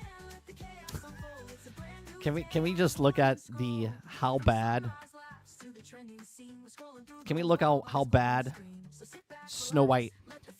You guys kind of take me for I don't know anything about movies and whatnot, but holy Christ, there it is, right? This past weekend, they only made $13 million. Okay, $13 million, and domestically they're only up to $66 million and $76 million internationally, and only had $143 million. Snow White cost over $280 million. They, at the end of this, might get to 250. Might get to 250. This is completely done. It went from 16 million, 15 million, 10 million, and wham, 77% down, 3 million, 6 million, and 4 million. Next week, it'll be down to the 1 million, 100,000s. This movie is done. Now, why? Why 30? Why is Snow White doing so bad? It's got to be because of the writing is so good, right? The writing is so good.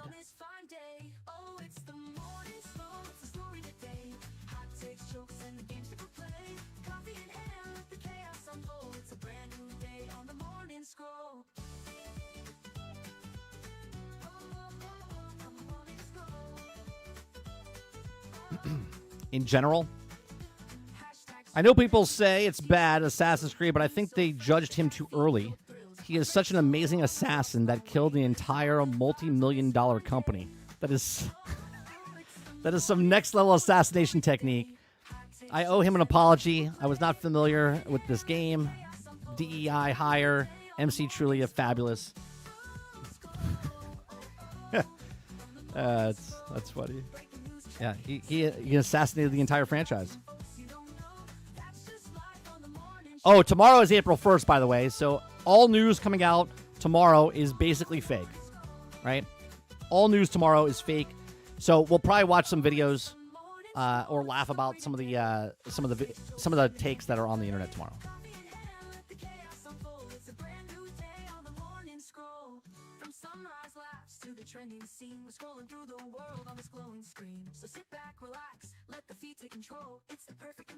Krebsy says drama is forming around Minecraft movie. Jason said kids should play games. One of the women said she was told she's bad. Jack Black said something movie's cooked. I still think the movie's going to make $1 billion. I think I said on GXG in the Big Book of Bull, I think I said 1.1 billion, if I'm not mistaken, when it's all said and done.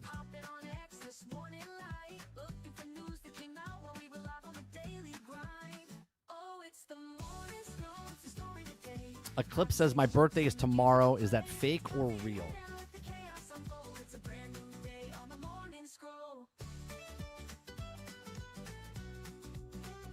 I want to say that's fake, Eclipse, because I think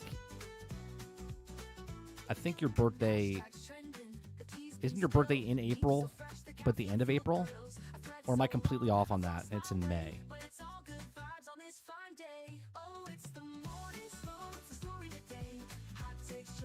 Because I think I remember last year, I don't think it was April 1st. Hell, it might have already passed.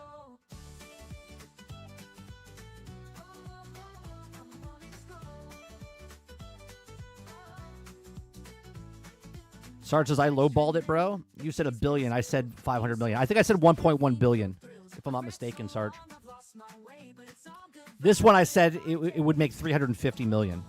So I'm off on Snow White by 200 million. I thought it would break at least 300 million worldwide. 300 to 350, I think is what I said about that. I can go back and look. We said it on GXG. Oh, Jason said kids shouldn't play games. How the fuck are you going to say that? How the fuck are you going to say that when you're in a video game movie? Hey, dipshit. Hey, dipshit. Why would you say kids shouldn't play video games when you're in a fucking video game movie? If it wasn't for kids playing video games, they wouldn't know who the fucking characters in the movie. What a dumbass. What a dumbass.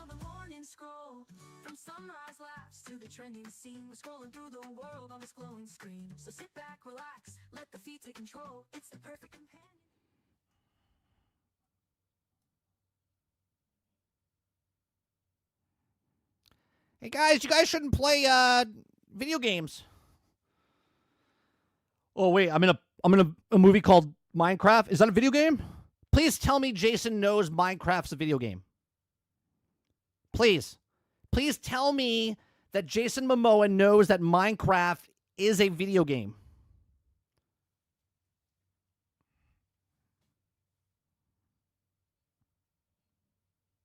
For God's sakes. They're like, hey, Jason, we got a part for you with Jack Black. It's a movie called Minecraft. Oh, well, it's Minecraft, huh? Oh, what's it about? It's about these people. It's like Jumanji, but you go into this portal and you're in this world of blocky things. Oh, that could be cool. That'd be cool. Hey, guys shouldn't play video games, or kids shouldn't play video games. Jason, you know Minecraft is the largest video game in the world, right? What? Huh. Like, what? Argus says progressives are too busy being a blue sky. Virtual Signal on X. Watch movies and play games. Don't know what to keep making media like movies and games for. I don't get it. I don't get it. Z says, if I continue to hear stupid takes from the actors of every movie, I'm going to start assuming that it's all on purpose gaslighting for visibility. I mean, I think it's already like that.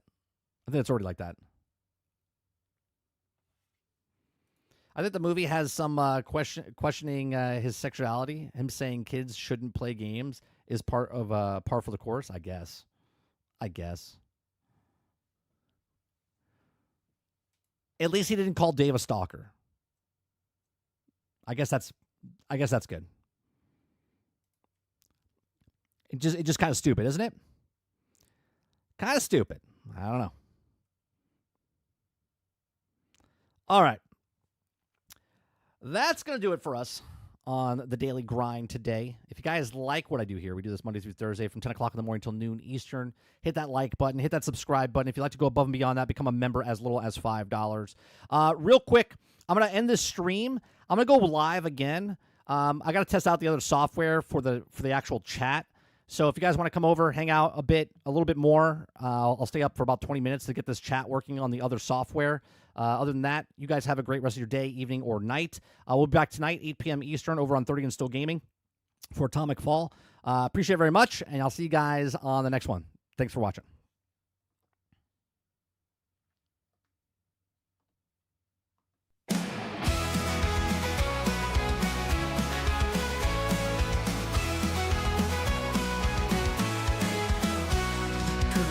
Sunshine, rise and shine. The Daily Grind is here on time with gaming news and fun galore. We'll chat and entertain once more.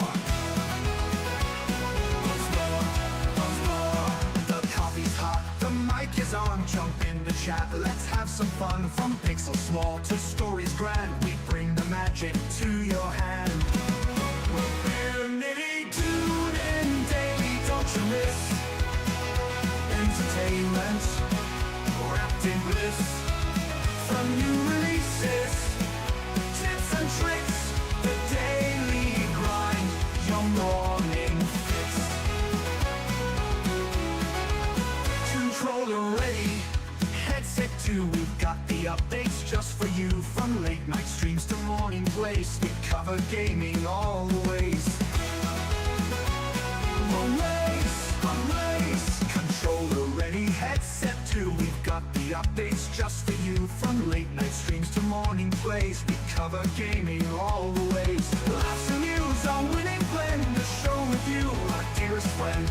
Comments rolling, chats alive, the Daily Grind, 5-star vibe. Tune in daily, don't you miss entertainment wrapped in bliss. From new releases, tips and tricks, the Daily Grind, your morning fix.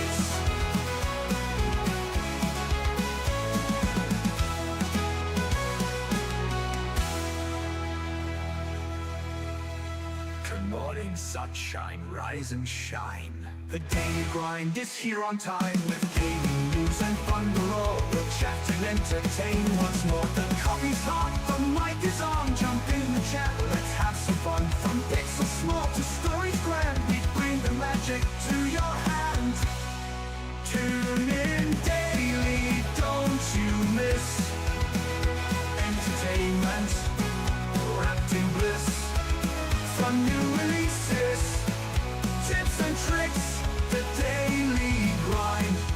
morning fix. Come on in, your morning